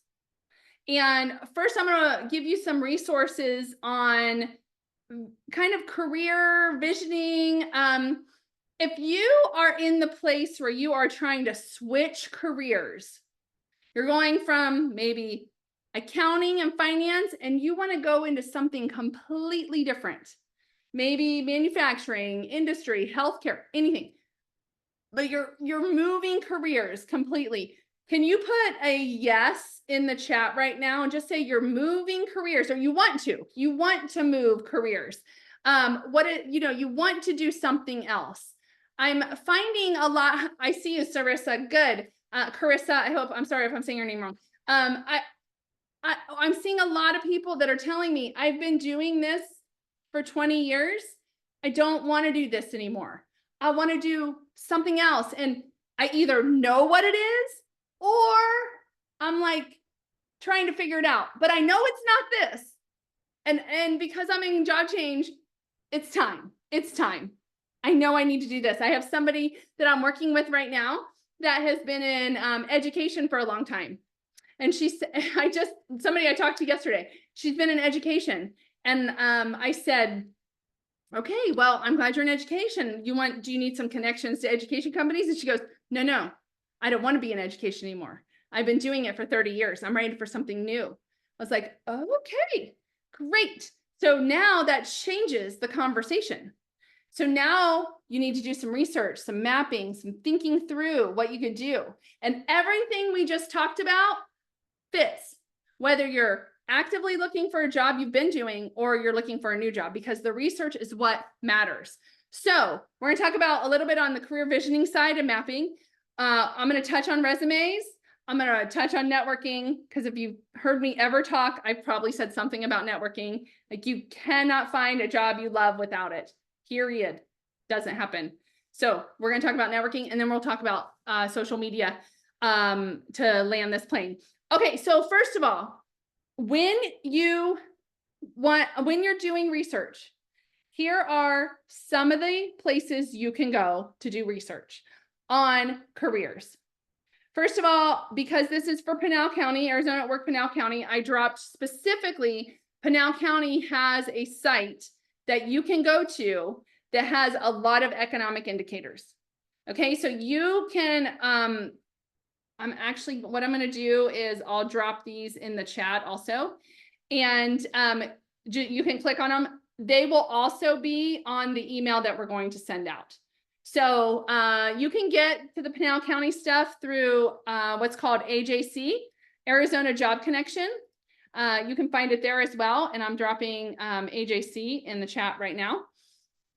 Anyone in Arizona, even outside of Arizona really, can get onto AJC, Arizona Job Connection, to search for jobs, to get tools. But if you're not in Arizona, if you're somewhere else, then your state likely has something similar, because every state gets funding from the Workforce Investment and Opportunity Act that comes down from federal government. It comes down to the state level, and then each state has a board that, usually the governor's office level, a board that decides how they're going to spend that money to help people get back to work. So in Arizona, we have this. Arizona Job Connection is a portal. It has jobs on it, of course, but it has a lot of resources. And so that's one of the ways. And so you can look, the way I tell people to search for your state is in Google, type WIOA, I'm putting it in the chat, and then your state. So like WIOA, Georgia, WIOA, Florida, wherever you're from, put that in a Google search, and you will likely get your resources for your state that is funded by that federal act. So we have WIOA Arizona Job Connection comes up. Okay, so those are two places that you can start to look for different job opportunities. ONET is a federal site. It's kind of hard to navigate, but it does give you some ideas on types of careers out there. And then one I like for the career pathway, the mapping side, is called Pipeline AZ. You do not have to be in Arizona to use this. Everybody can use this. It's one of the tools I know about. All of these tools are free. Pipeline AZ, the area that I would recommend you focus on is on the career mapping side, the career research side. They do have a job board side, but I wouldn't necessarily recommend that because the companies don't keep that active. But some companies do, but a smaller percentage. So use the career mapping side, career pathways side, because it's really good, especially if you're changing careers. It's going to give you some really good information you probably haven't thought of before, and how your education can map into different types of jobs.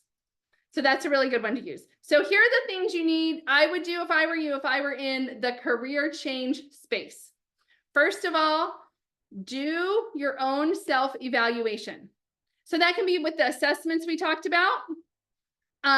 Thinking about, what do you care about? What are your values? What are your passions? Like, I'm not telling everybody that they have to go get like their dream career. I believe some people can do that, but not everyone needs to or wants to do that. Some of us, our dream career is having something stable that pays the bills so that I can go live my dream life with my family. Like, that might be your thing. Perfect. So what are your things? What do you care about? Do you want a pension when you retire? Pensions for companies are there are not a lot of them out there anymore. So if that's a requirement for you, you need to go find what companies offer pensions. One I know about, local State Farm, they still have a pension. Our governments still have a pension. I believe some of the schools still have pensions. So when like education institutions, like higher education, I believe our high schools do too. If you're in any districts, I believe they have pensions. But like, is that a priority for you? Is that a high value for you? Then that's what you need to be looking for. Now, priorities. I think people miss this. So if you have zoned out, whatever, I want you to come back to me right now. Come back to me. Look at me, say hi, come back to me. I want you to think about your priorities. And you must only apply to jobs that match your priorities. So if your priorities are, I need to be home when my kids are home, or I want to work remote at least 80% of the time, or they must have a flexible schedule, or they must be within 10 minutes of my home. Like, what are those for you? Because you do not want to go after a company and a job that does not match your priorities. Think about that. I need to be home. For me, it was really, really important while my kids were in junior high and high school that I was home until they left in the morning, or I took them to school until they got home, or when they got home. So until we were gone, and then from the time I picked them up until, that evening, because when do kids veer left or right? After school.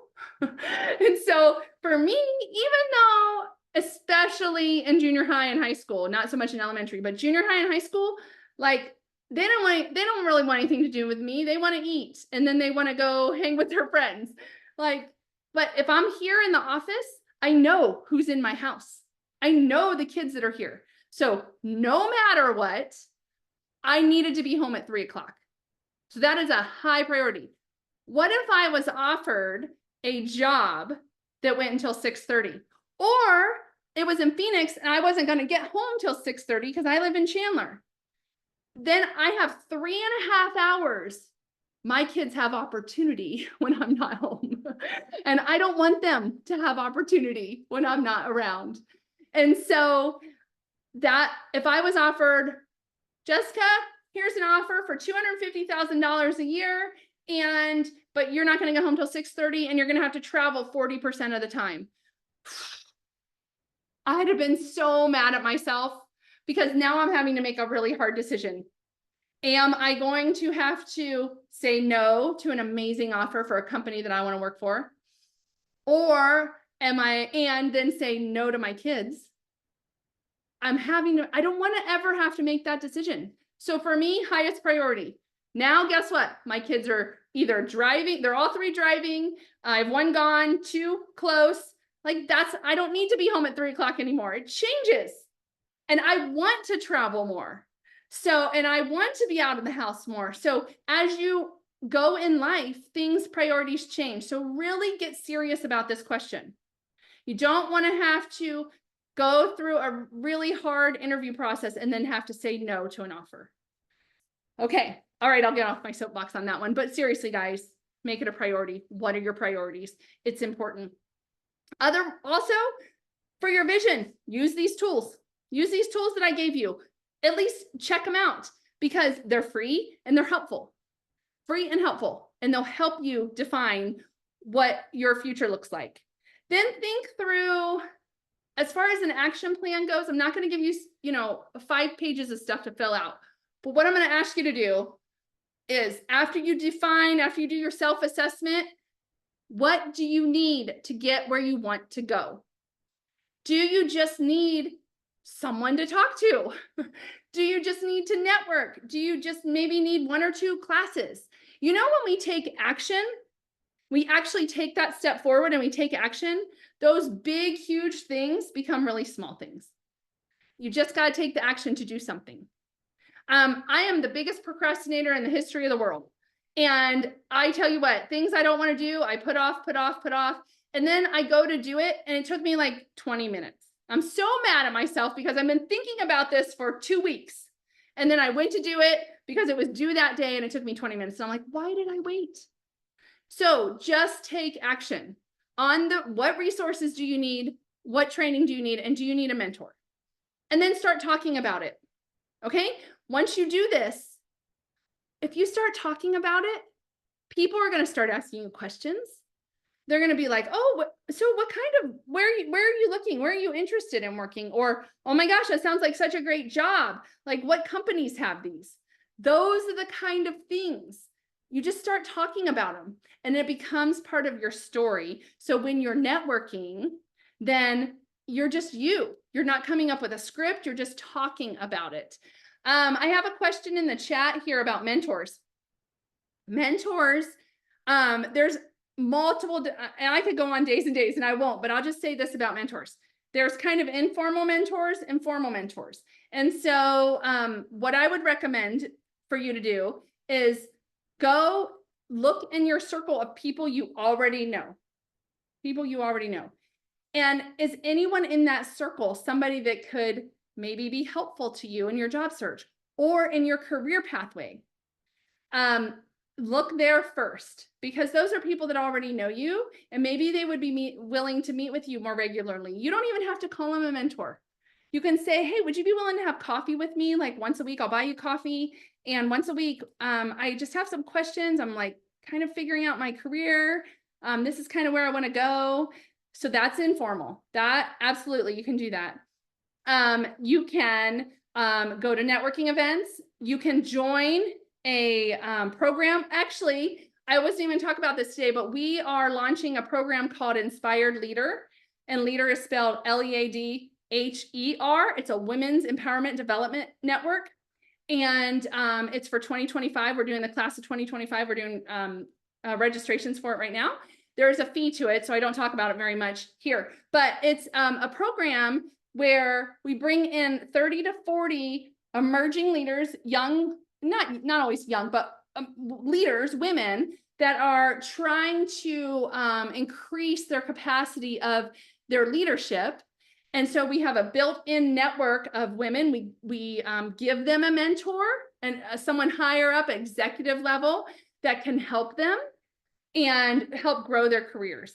And so that is a formal program. So something like that can absolutely be helpful to you.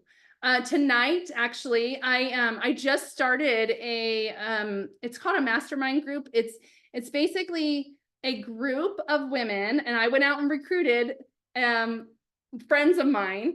And what I said, I got very clear because I needed more mentorship. I needed more women that were doing different kinds of business. I said, I am looking for women business owners that running successful businesses, that are moms, and some type of moms, whether your stepmom, your kids are in the house or not, but some type of mom, and you're a Christian. So you have some relationship with Jesus and are connected to church.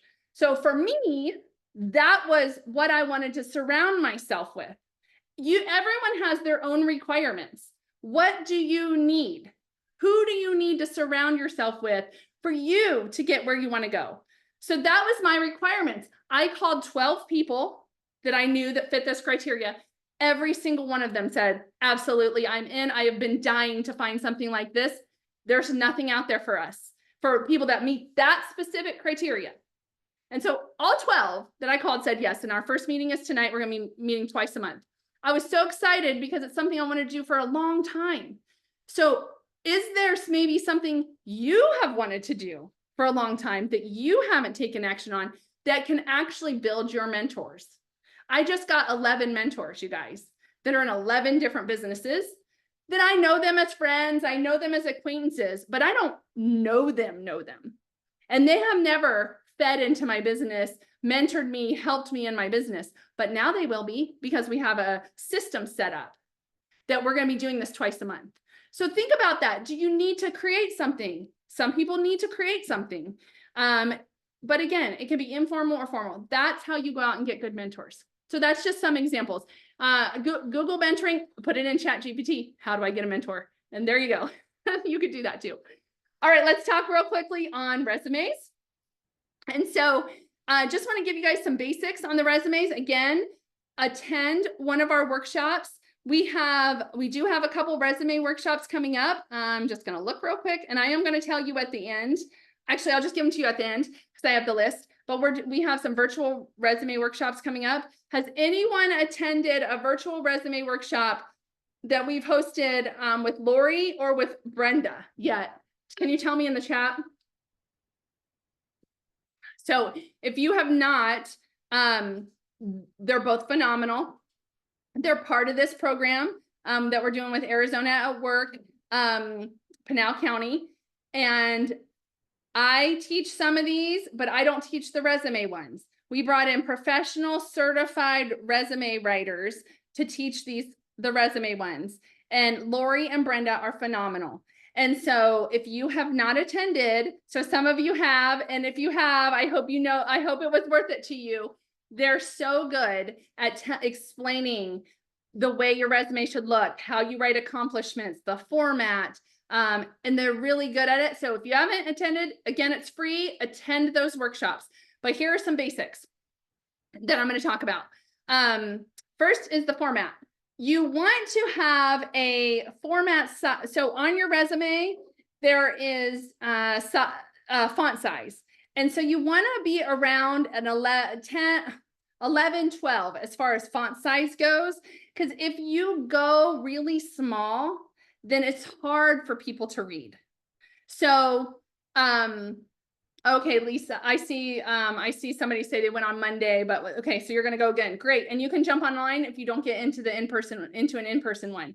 But font size 11 or 12 is a good font size. And anything without what they call feet. So don't use any font that has sans, S-A-N-S. Don't use any font with sans because it's hard to read in the ATS, the applicant tracking software. Calibri and Arial. I'm going to write those two down. Those are the fonts that our resume writers recommend. Okay. I have been listening to these ladies speak for many, many years. I bring them in to speak to our events because they know, and they get recertified every single year. They do an HR forum where they listen to HR directors and managers to hear what they're looking for on resumes. So they know what they're talking about. As far as length, you're going to hear varying opinions, but between 1 and 2 pages is probably good. Don't think you have to be stuck at 1 page. You don't. 2 pages is just fine. You get 3 or more pages, it starts to get a little long, but 1 or 2 pages is good. Some people are like, I can't get it all on 1 page, so I made the font really small. I made no margins on the borders. Don't do that. Don't do that. Go to 2 pages. You want your resume to be readable. You're going to want to use a chronological resume, and a chronological resume is you have your most current work experience at the top, and then the next one below that, and then the next one below that. Robert, it's right before your comment. The correct font type is Arial or Calibri. And I wrote them down because they're hard to say for me. I have a little bit of a list. So that's the 2 pages is great. And then think about where you're sending your resume. If you're applying online, you're likely sending it to an applicant tracking software. And so you're going to want to have a very kind of simple resume, no graphs, pictures, colors, nothing like that. Pretty simple, because that's an applicant tracking software can read simple. I want you to know this though. This is something I think is so important. When you are working on your resume and you're using a Word document, in the header, think about on a Word document, you know how you can double click the header, and you can type stuff in the header and in the footer? Don't ever do that, because oftentimes applicant tracking software cannot read it. So a resume will be submitted into the system without your name, without your email, without your phone number, because you put it in the header. It happens more often than you would believe. And so make sure it's not in the header. You did not have to double click to edit it. If so, delete that and put it back in the regular document. Okay. Yes, I'll be sharing this recording after, and then you will get it on your email that comes out later today with the link to all of our previous webinars. Let's see. I think I had another question up here. We don't do templates for resumes. It's real. If you're using a template, you can start there, but it's not going to get the best out of you. So, and I think our resume writers will kind of just walk through, like what I'm going to do right now is just some of the information you need to include.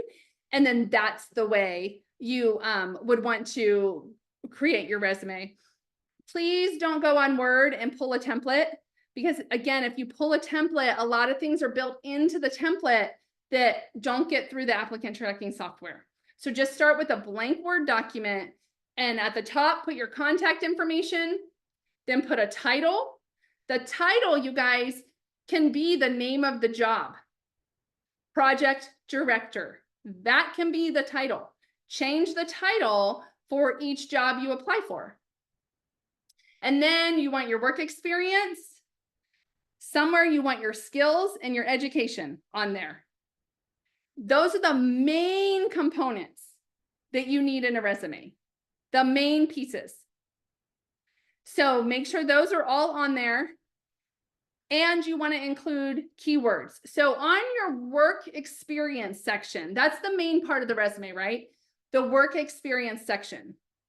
On the work experience section, you're going to want to have 3 or 4 bullets under each job that talks about your main accomplishments. What did you do at that job that you were successful at?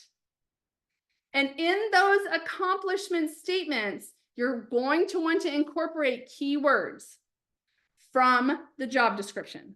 So remember how I said, look at the job description, then edit your resume based on the job description. So every project manager job is a job description online. It's going to be a little bit different. So look at that job description for the project manager you're applying for and update your resume with some of those responsibilities. Think, what did I do in my job that meets this responsibility on the job description? And then drop that on your resume. It's a match. It's a keyword match. Again, you can take the job description, copy it, paste it onto ChatGPT and ask it, what are the main keywords on this job description? Or help me create 3 accomplishment statements based on this job description.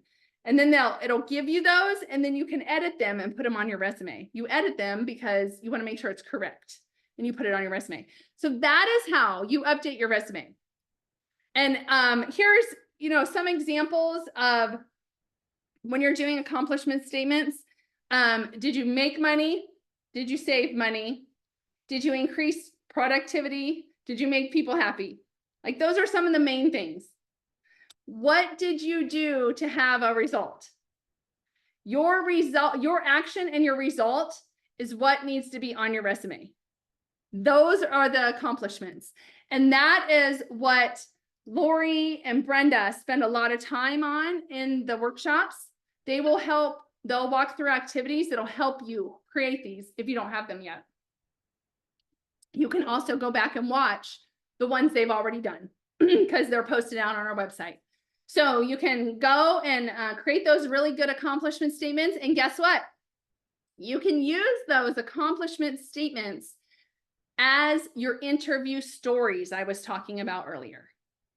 So look at your resume and make sure you remember, the different accomplishments, and then go, oh, I can answer that question based on this accomplishment. So that's how you do the interview questions as well. You can use them for both. So, okay, so that's accomplishment statements. And then the third tool I want to talk about, my favorite, but not favorite, and I'll explain that in a second, is networking. So often when we lose a job, when we get laid off, the very first thing we do is go jump on Indeed, jobbing.com, Monster, whatever, and look for jobs and start applying. We create a basic resume and we start applying. And the reality is that's usually the last place a company will go to look for a candidate. When a company, a person is hiring, often the first thing, especially for good jobs, the first thing somebody will say is, who do I know that would be great at this job? Who do I know? And so that is what you want to be, that person. You want to be the one that when they say, who do I know? You want to be the one that's like, me, I'm the one, I want that job.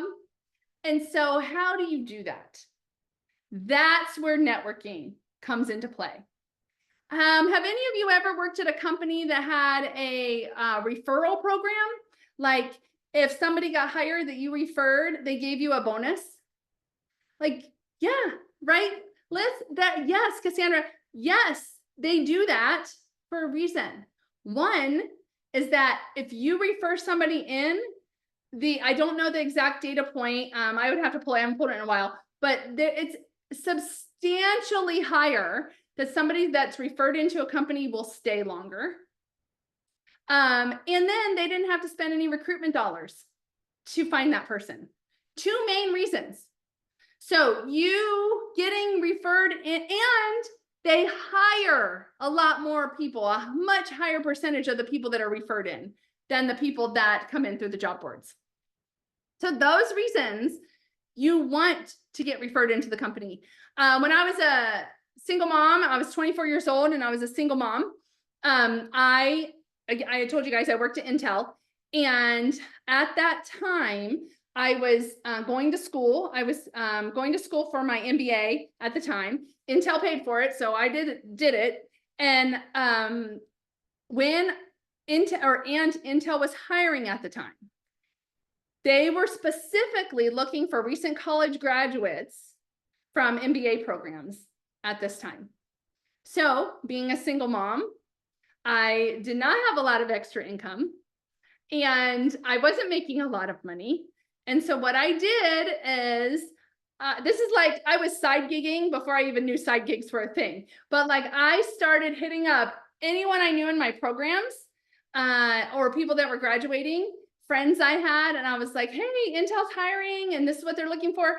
And I started just referring people in. You guys, I was making a huge side income, almost more than my salary by my referrals. And so I'm telling you, it works. So if you get referred into a company, it's a much higher likelihood that you'll get interviewed and hired. Now, it's not the referrer's job to get you the interview or to get you hired, but they can help you get in the door. And that's what I want to talk to you guys about today, because as I said earlier, people hire people they like.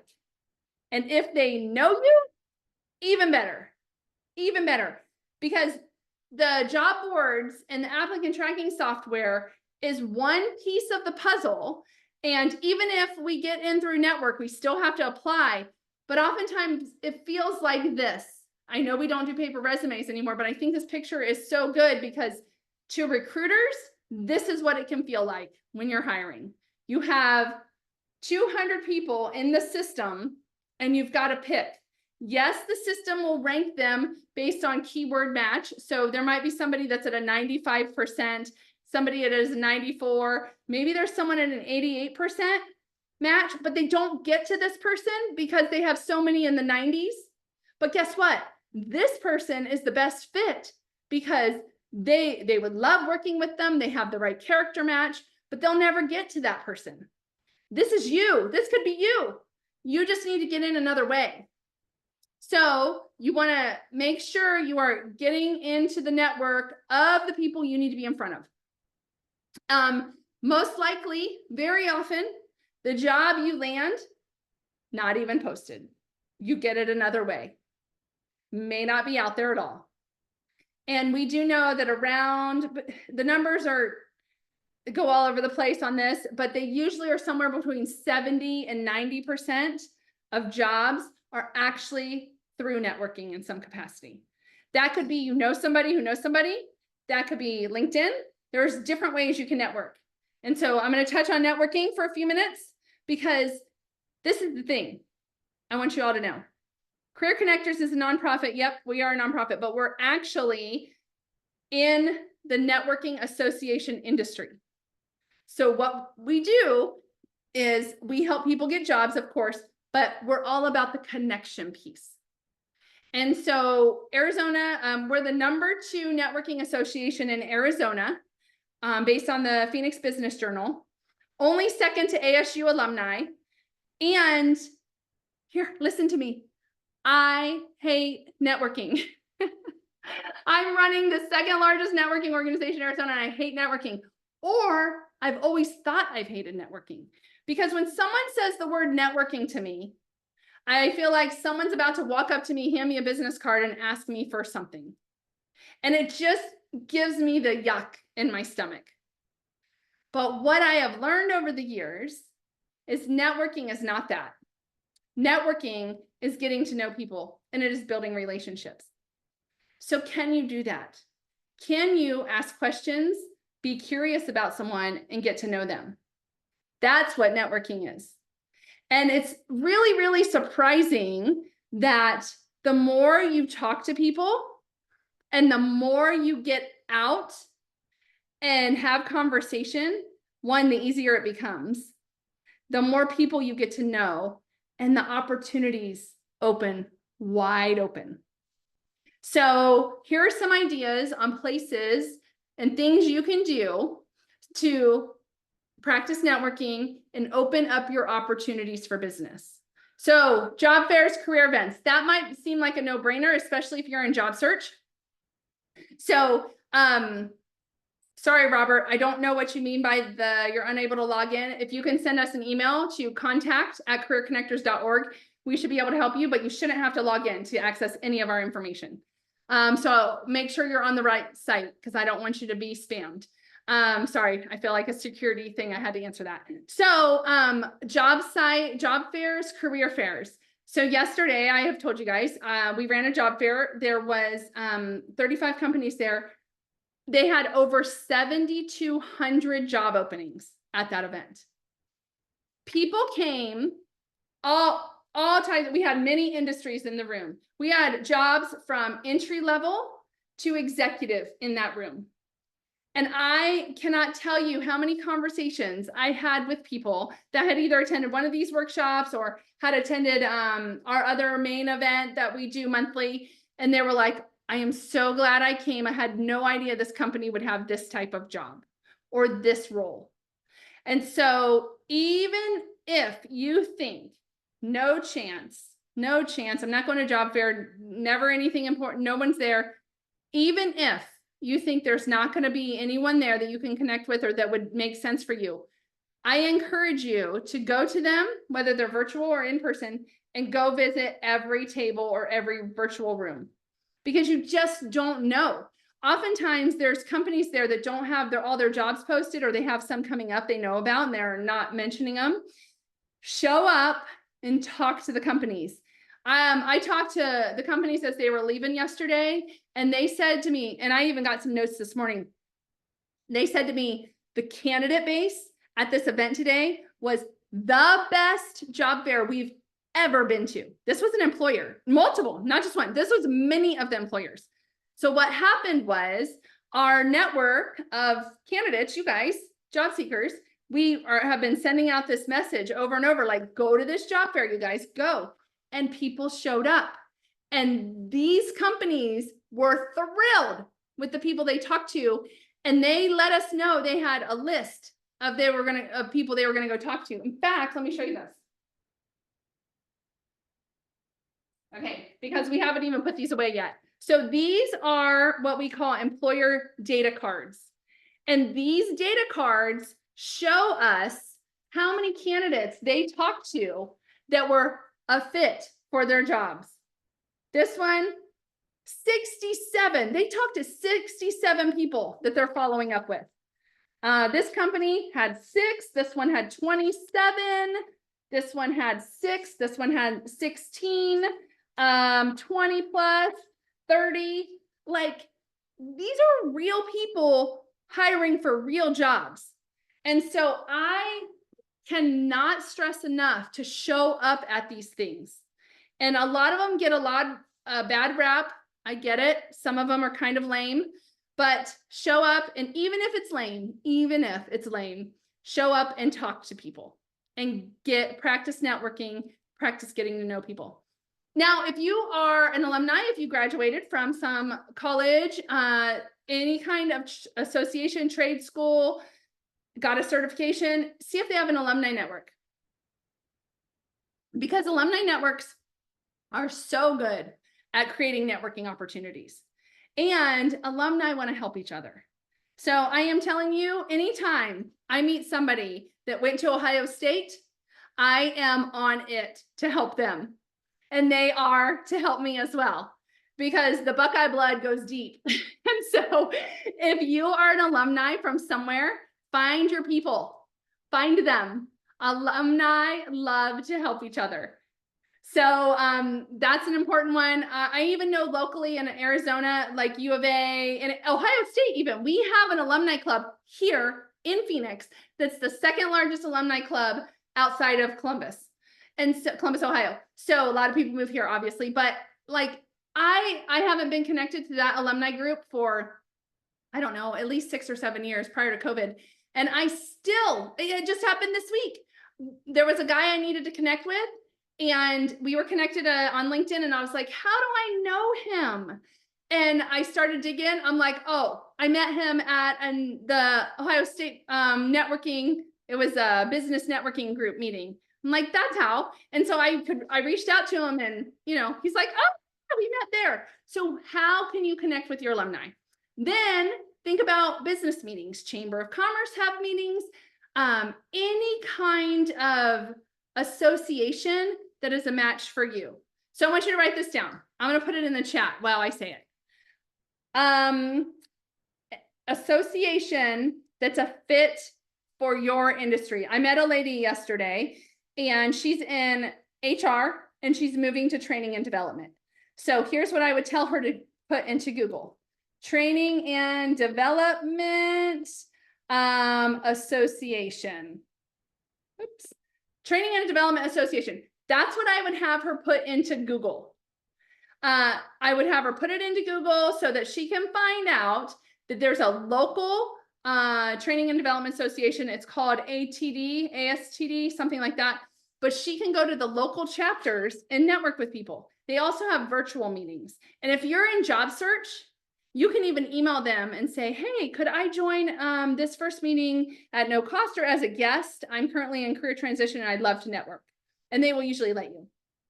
And then, of course, any type of conferences. When you go to conferences, Even after you land, you guys. And this is I think a really important thing. I know I learned way back in the day at Intel. When I left Intel, I was like, oh my gosh, what do I do?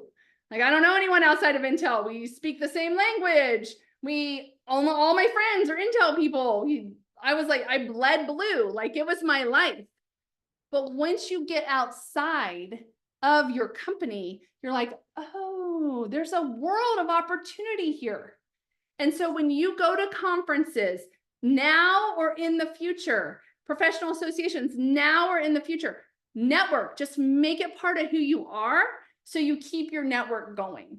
And you're always getting to know people. And some of us are introverts. I found out recently, I didn't even know it. I found out recently I'm more of an introvert than not, because I love to do speaking engagements.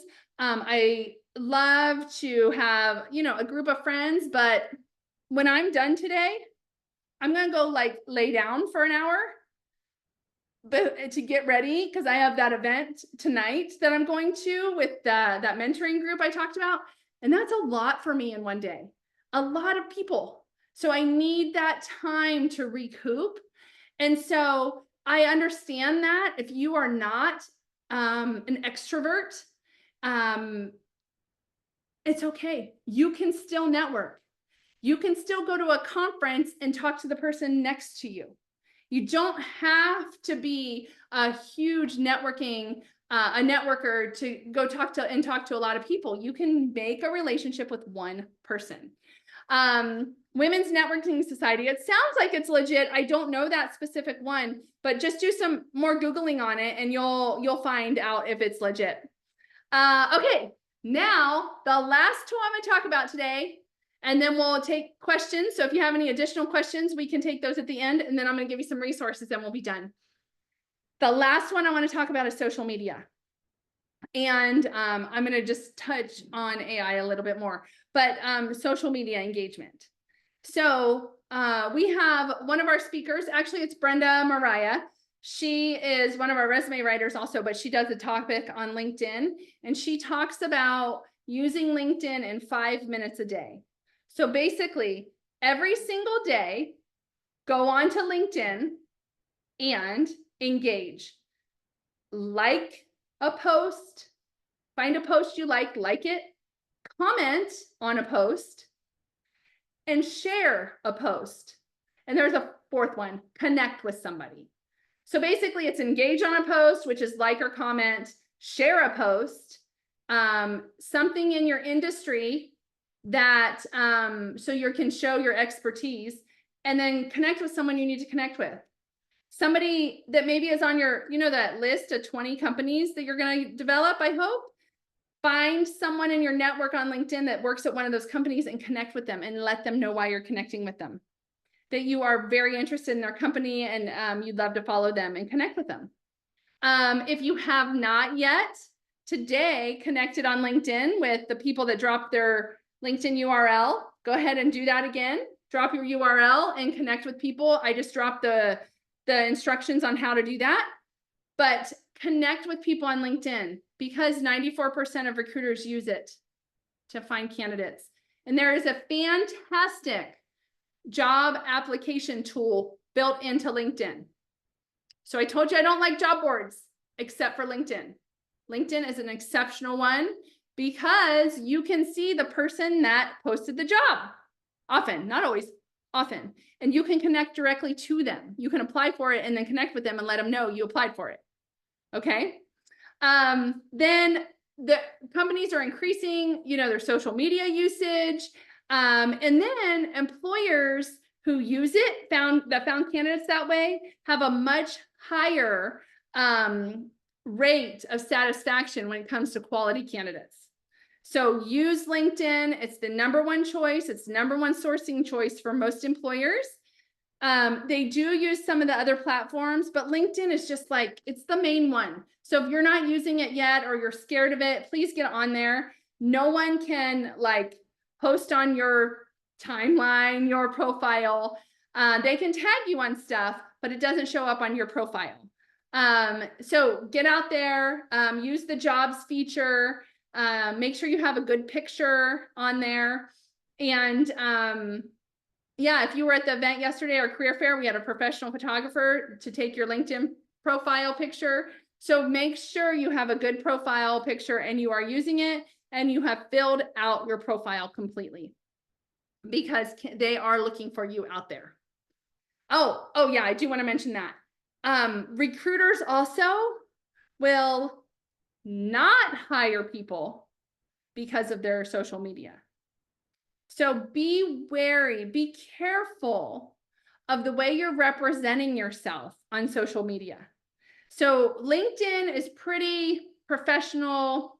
Most people don't get too crazy on it. It's like that professional platform. But Instagram, Facebook, X, previously Twitter, other platforms out there, you do crazy stuff. So watch your posts, because even if you think they're locked down, a company can put your name in there and it can come up. So make sure your social media is, representative of something that you would want to be kind of known for. All right, here's the way you do it real quick. Complete your profile. When you create your LinkedIn profile, there will be steps. If you haven't completed some of the steps, make sure you do.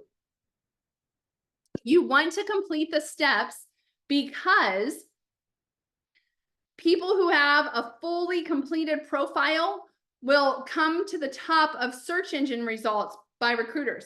So if a recruiter puts in there project manager that knows SAP, and let's say that's you and you know that and it's on your profile, the people that have their profile completed will come to the top of the search results. So you want to do that. You want to come to the top of the search results, and you do that through completing your profile and building your network.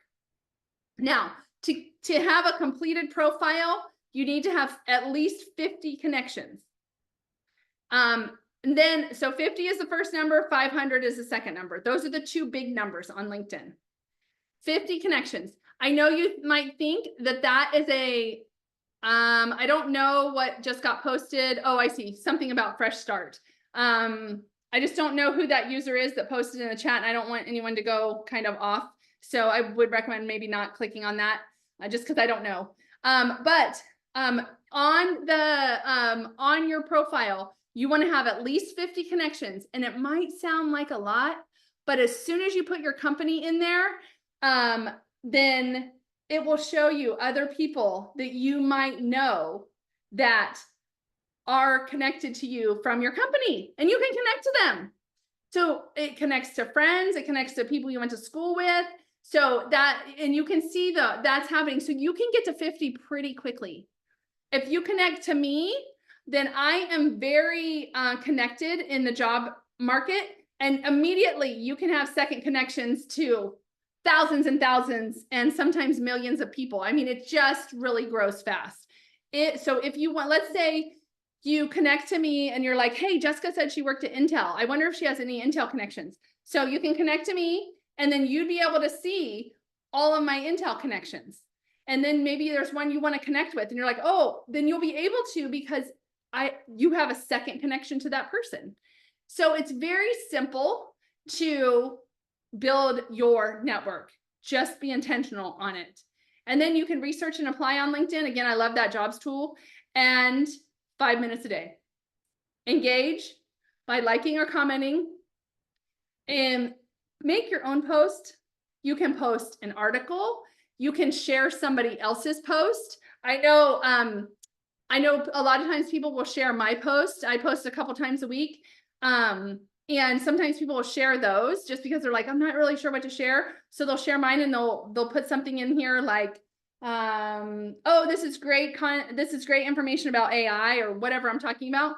And so, but I would share something that connects to you. You can write an article, you can just make a social media post, you can talk about something you learned this week, you can talk about this workshop and something you learned. You can say that maybe you're going to talk about a job you applied for and you're looking for a connection. You can do any of that. post that. And then, and then make connections. So those are again, the 3 things you want to do. And it only takes 5 minutes a day, you guys. It should not be overwhelming. When you get up in the morning, make sure you have a process. Maybe you go to the gym first or go for a hike. You come home, you shower, you sit at your desk, and you take 3 hours. And the first 10 minutes, you're on LinkedIn. The next hour and a half, you're updating your resume. You're going to apply to 1 or 2 jobs. Like, what's your system? Then you have a networking thing you're going to do.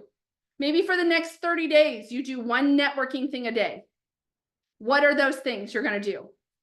So it only takes 5 minutes a day to be interesting on LinkedIn. And this is Brenda. This is the gal I was talking about. This is an example of her profile.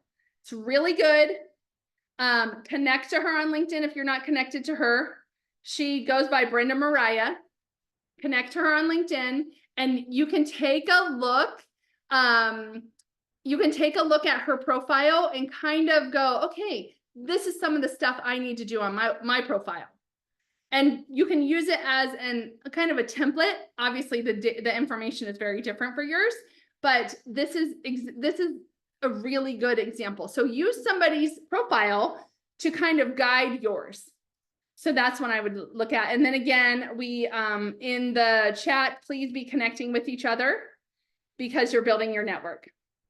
Okay, last thing, AI. I know I started with it and I'm going to end with it because it's that important.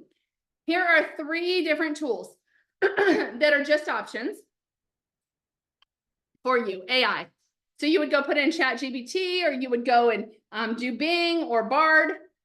AI, they all, you can use any of them. And then you just start to create questions. You can use, you know what, Diego? Sorry, I got sidetracked. Diego, I will drop Brenda's LinkedIn URL in here because then you can just connect to her. Let me find her here. And so what I would do when you connect to her, you guys, is click on that URL. And then when you go to connect, you can add a note. In the note, say, hey, Jessica, I was attending one of Jessica's workshops and she mentioned that you have a great profile, great LinkedIn profile. Say that in the note, then she'll know why you're connected, and she'll appreciate it. So just use that you can see her link. There you go. Okay, thanks, Diego. So you can see her URL right there. Click on it. Okay, so again, we're going to send an email, and on the email will be the AI tool. Open that AI tool. It's a PDF.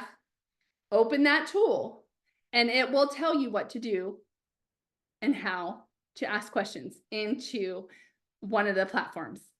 And again, no cost. There's nothing. You do not have to pay for it. It is free. And once you get comfortable, then you'll be able to ask really good questions. And here's the thing I found out from these employers. They said prompt engineering. Okay, don't let me lose you here. Prompt engineering is a new job. I'm going to write it down so you all can see exactly what I'm saying.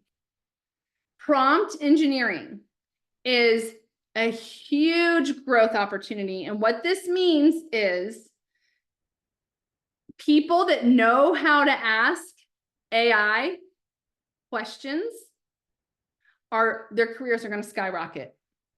People that know how to ask AI questions, that is where huge growth is going to happen. Because companies are completely changing the way they do business based on this. And so the way AI works is the better questions that go in, the better responses that come out. So companies are completely changing their manufacturing processes, their finance documents, HR systems based on AI. I was sitting next to a guy that that's an executive at a large company in town. And he said to do quarter end, they were finance team. To do quarter end, it would take them 3 weeks with 12 analysts, finance analysts. Now that they know how to use AI and they know what questions to ask and they were able to set things up, it takes 2 people 3 days. So that's how it's being used. So they were like, they were moving these people to other jobs, but they're like, they couldn't answer us if people were losing their jobs because of AI, but what they did say is people who know how to use AI are going to be the ones that are going to have the really good jobs. And so again, there is not a huge learning curve on this. You can just go out and start using it and become familiar with it. And then you can be part of the conversation. So use it for your job search, use it for whatever you can do. You can help it with creating different things. Here's an example of what I put in. This was a basic question. This isn't for me. This isn't anything specific, but I just said, provide 10 accomplishment statements for a project manager. So AI just created those 10. A better question would be dropping in the job description, as I mentioned earlier, and say, provide 10 accomplishment statements for this job. So then it will develop those, and then you can pull out the ones that apply to you, update the numbers. You can even drop your resume in there and say, based on this job description, create 10 accomplishment statements based on my resume. So again, the better you get at giving it information and asking questions, the better responses you will have. Okay, so here are just some additional ideas. AI now will even create documents. So I had it create, I told you guys about that mentoring group I'm launching that's starting tonight. I went out to AI and I asked it to create a confidentiality agreement and a commitment agreement for this program. And it knew all about the program because I had already put it in and asked other questions. And it created it, and it was wonderful. Oh, I don't have it right here. I thought I did. But it was a 3-page document of roles, responsibilities, what we're doing, an agenda. I'm like, perfect. It created the confidentiality agreement. It was perfect. And so the better we get at asking questions, the better it'll be.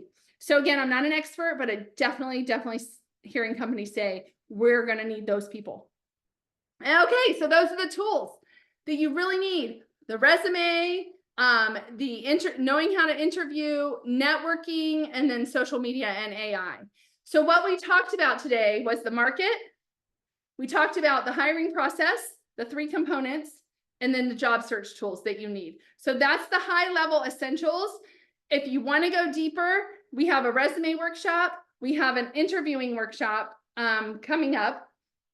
And we have a whole bunch of webinars that were posted. So we did one on salary negotiation, and that one was last Friday.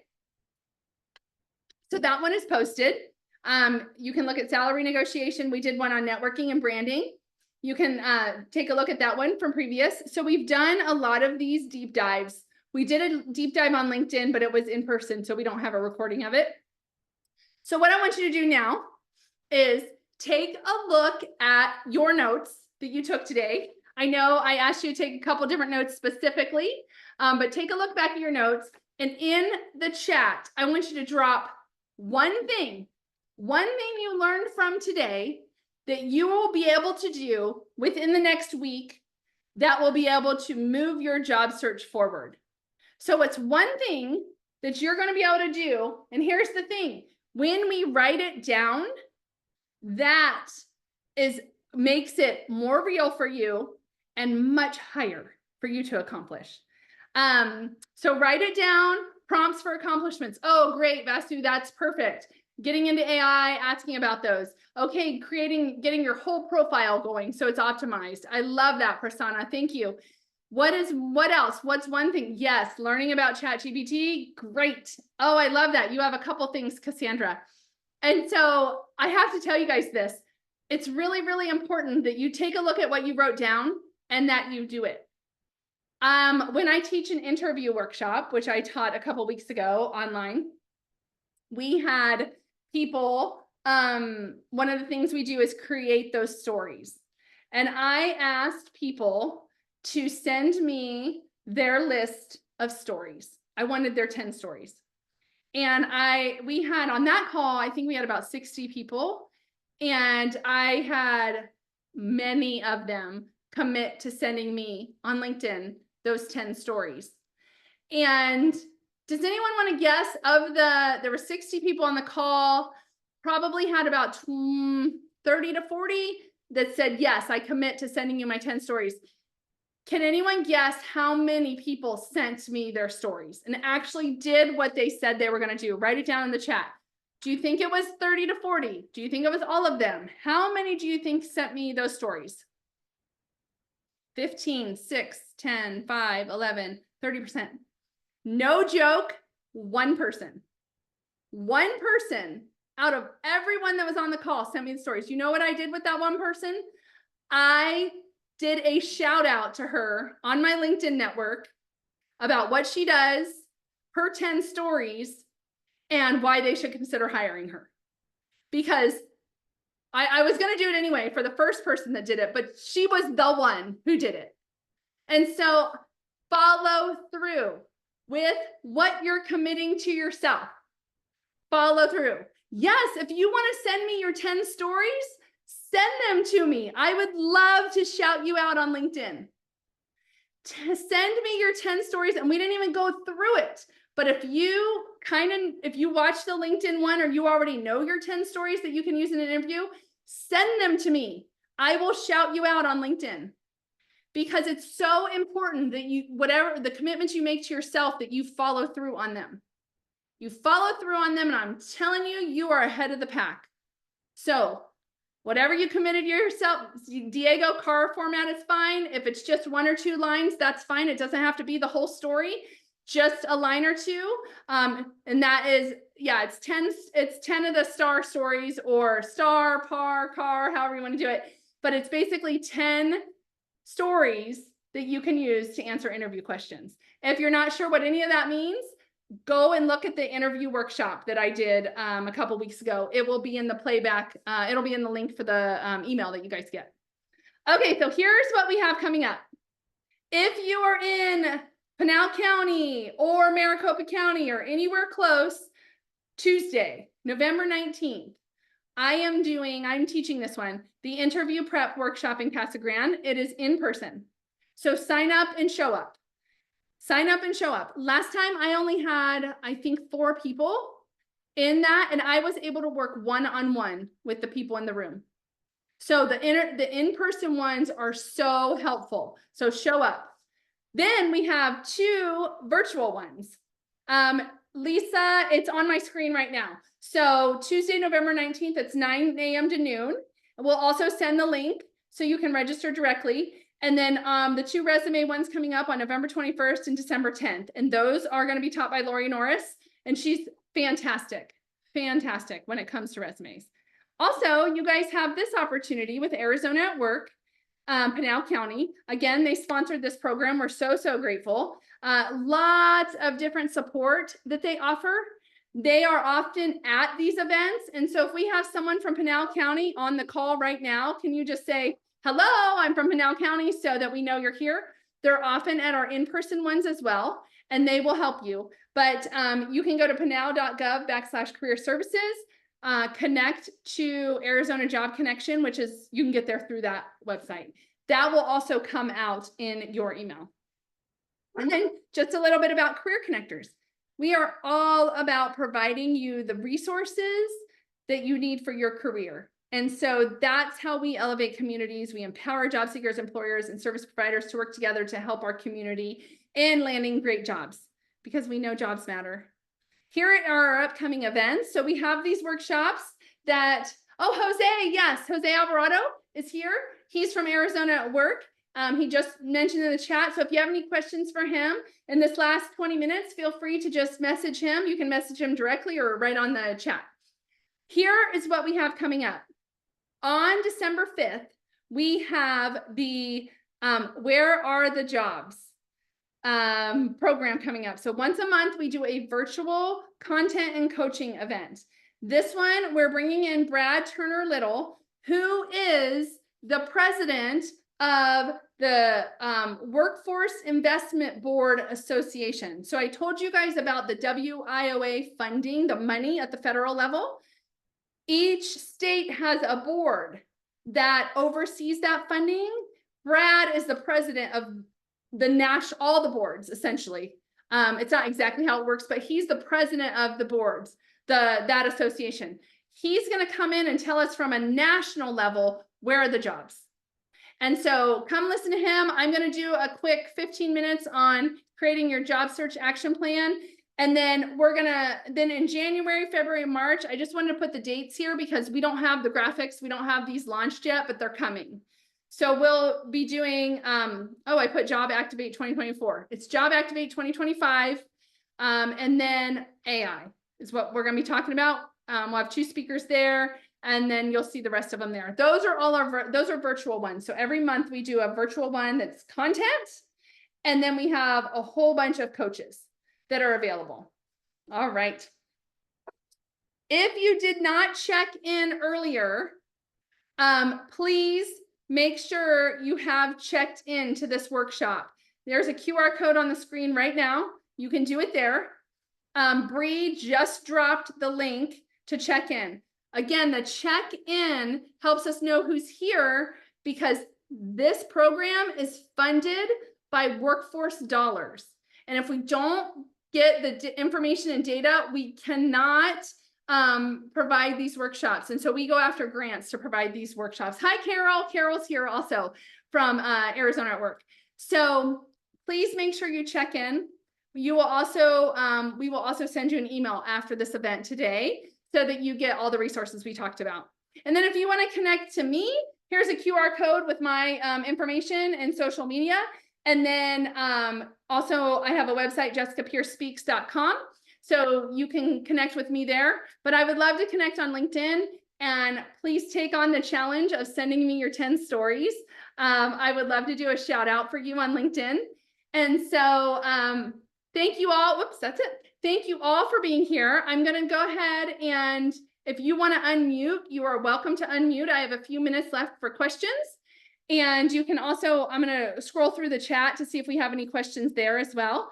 But thank you all for being here and paying attention and engaging. And I would love to be connected with you. So feel free to ask questions. And as we're wrapping it up here. I have a question. Yes. Yeah. Are you still doing any live events in the Phoenix, Metro, Maricopa County area? I know Pinal, just curious because I know you were doing a lot there.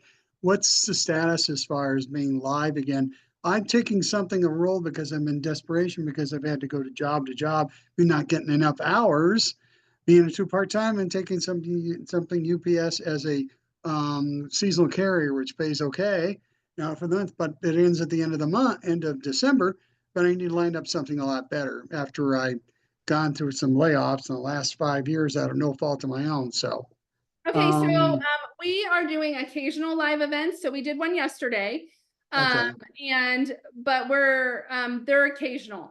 We do our monthly events online now to a larger audience, and then we do some of our workshops that are grant funded out in Pinal County, and then we do our career events. Live in person. Well, I was just curious why they just haven't seen much in the Maricopa area because that. So, I just need help fixing something on my LinkedIn to help me out because it's so hard to get in there because Microsoft is so intrusive about everything you do because you keep dragging something. You can clear your cookies constantly to try and get in. So I need help from somebody to do that so that I can work on that to try to get better work.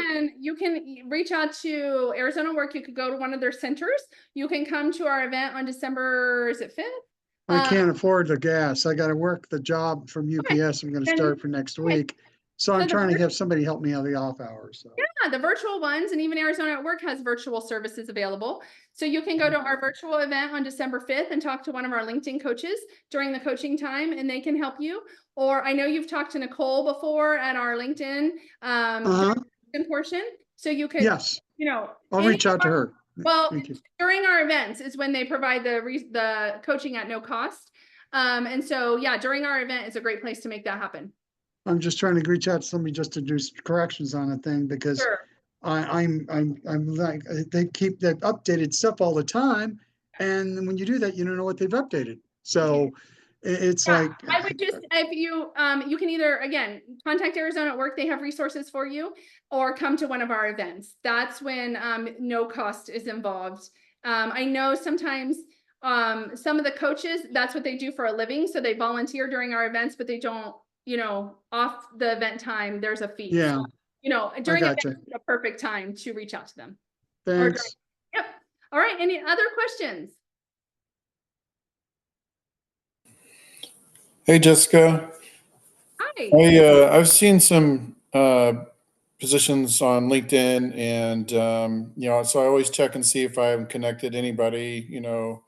But if I don't, I've seen people that are in the HR department. So, are there any guidance on just reaching out to people like that? I'm just want to make sure it's not a negative. Like, why is this person contacting me? Or, trying to determine whether that's a good or a bad thing, I guess. So you're asking if you're interested in a company and you reach out to somebody on LinkedIn, is that okay? Well, yeah, I mean, if I see a job that I'm qualified for, and let's say I apply, and I just want to follow up and say, hey, I applied, just want to, make contact with somebody. I don't want that to be a negative, right? And so I don't know, how do you approach that where you don't have anybody you're connected to, but you see somebody that's like in the HR area. Does it make sense to make contact with them, or is that not seen as No, that's positive, I guess? totally okay. I would just, when you connect to them, put in the note something about, hey, I saw you're in HR at this company. I'm very interested. I just recently applied. And that's enough. If you do actually want to talk to them for a few minutes, you can ask that. But no, it's not a negative at all. In fact, after or before any interview, I would ask if they know who will be interviewing you, and you can connect with all of those people on LinkedIn ahead of time, so you learn a little bit about them. But no, LinkedIn is people want to be connecting to you. Okay, great. Thanks so much. Yep. All right. Other questions?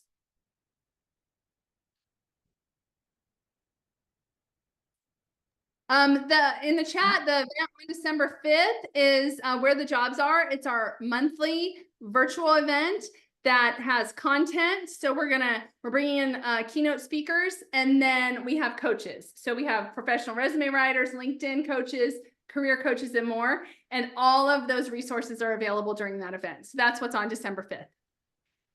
Hi, can you hear me, Jessica? Yeah. Hi, this is Lisa.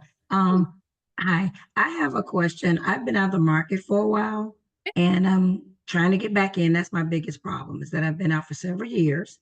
And I'm trying to get back in, and it's so hard because my resume is outdated. Um, it's just been a while. Like, I'm talking about like 7 years. And I'm ready to go back to work, but that's the biggest problem is I've been sending out resumes, and like you were saying, I'm just doing it the wrong way. I'm not targeting it to the company. I'm just kind of sending it, then I'll get the email back, say, oh, we're going a different direction. So I know that I'm doing everything wrong. I did go to the resume class, but I came like a little late. So I came on Monday. Okay. I Yeah, saw I came on Monday and I got there late because I was stuck behind every bus, I didn't realize it was so far away from me. And it took 40 minutes to get there. So I missed a lot of the beginning. I got a lot of information, but my biggest problem is, it's that first step for me. I've already started sending out resumes, but my resume, ooh, I did find out, just to be honest and say I was doing this for the past 7 years, so they don't think I was in jail. And that's what I was told on Money by the young lady. She said, just be honest, put that in up top and move on, and just try not to put it too far more than 10 or 15 years, like you said. So that's my biggest problem, is just getting the ball rolling. My LinkedIn is jacked up because, like I said, I haven't been working. So I'm trying to get that started. I didn't know you needed 50 people. It's oh my God. I've connected already with like 3 people on here. Yeah. Just trying to get started. That's right. Yeah. And so, Lisa, first, step by step, right? So there's a lot of information I gave you. You're a lot of information you're gonna get from a lot of people. So for you, it's step by step. What's the next right thing to do? Because otherwise it can feel like, oh my gosh, how am I? And gonna that's what it does. It's overwhelming. It's Yeah. overwhelming. That's right. So step by step, first of all, what's the next thing you can do? My resume. There you go. That's the first thing I have to do is There you focus go. on that. There you go. You're going to work on your resume. Okay. That's the next thing you're going to do. And then when you get it to a place where you're like, okay, this is decent. This is good. Good enough, right? It doesn't have to be perfect. It never has to be perfect. It's good enough. Then you're going to do the next thing. And what could be the next thing? Fix my LinkedIn. Okay. Okay. Well, So work on my LinkedIn first. I don't know either one or the other, but that's the next thing. Right. And then applying, of course. Your resume will help build your LinkedIn. So Okay, so resume first. I said that right then. You're going to use it to build out your LinkedIn. So just think about it like that. So when you get up tomorrow, I'm going to work on my resume. Today, I've already said after I get to dinner, I'm going to start. I'm going to finish working on it. And then you're going to work on your LinkedIn profile. So just take it step by step. And you know, you don't have to do everything today. You don't have to do everything I said. There is that by creating those companies, those list of companies, that's exactly helpful. But if you want to apply for a couple jobs while you're getting to that process, fine, do it. So just don't think if you do it wrong, I'm going to fail or I'm not going to get a job. That's not true. Just step by step. Just get started. Okay. That's right. Get started. Thank you. You can go to, I think we even have another resume coming up in a couple weeks. So once you have your resume, if you haven't landed yet and you want just make sure you do get it even, to the next level. We have one on Thursday, November. Oh, in 1 week. So okay. It's a virtual one. So you don't even have to drive anywhere. And you can, by next week, you'll have a pretty good version. And then you'll listen to her and you go, oh, I got to change this. I got to do this. Okay. Great. That's great. So yeah, I know I hear you need a job. You're ready. But at the same time, you're like, don't get overwhelmed because that will not help you. Yes, everything. It's like everything. It's like everything is trying to do everything at once. And then when you said the LinkedIn, I'm like, that's another thing I have to worry about now. I wasn't even thinking about LinkedIn, even though that's what she said on Monday. She said, oh yeah, or Tuesday, LinkedIn, get on LinkedIn. I'm like, oh my God, I haven't seen my LinkedIn since LinkedIn came out. Right. Like that's you were invited back in the day. Right. I forgot about it. I'm like, oh my God, I got to go back. I looked at it. It was like a mess. So I've got to go. Let me ask you, what career, industry, or job are you looking into? Are you trying? And that's the thing as well. By me getting back into the market, I have to figure that out as well. Because I've done everything. I was a jack of all trades. I was been an admin. I've been a manager. I've owned my own business. I had my own restaurant. I've done a bunch of things, so that's where I'm like, I've got to figure out what I want to do. I like serving. Yeah. That's one of the things I like, helping people. I did that at my church when we lived in Georgia. I was on the committee that welcomed people in when they came in through the church. I was the first person that they saw. Yeah. So I'm really good with stuff like that. It's just got to figure out what I want to do. You have a lot of skills. Like even what you just said to me, that's a lot of skills. You have a lot of good stuff. So it's just like getting a little focused. And when you apply, if you apply for an executive assistant job or a project coordinator job or whatever it is, you just look at your resume and you go, okay, how can I edit this to be exactly right? Yeah. So that will naturally happen now that you've heard it a couple times. You just get your first resume done. And then when you go to apply, you'll be like, okay, I want to make sure I adjust it. So, and I apply with the adjusted resume. Okay. Yep. Thank you, Jessica. I appreciate it. All right. Hang in there. All right. All right. Any other questions? Dave, I answered you on the chat. If you have your 10 stories, your 10 accomplishments, your 10 stories you're going to use in your interview, connect with me on LinkedIn and then just send them to me, message me that way. I'd love to do a shout out for you, Dave. All right. Any other questions? All right. Well, thank you guys. I'm gonna close down the call. Thank you.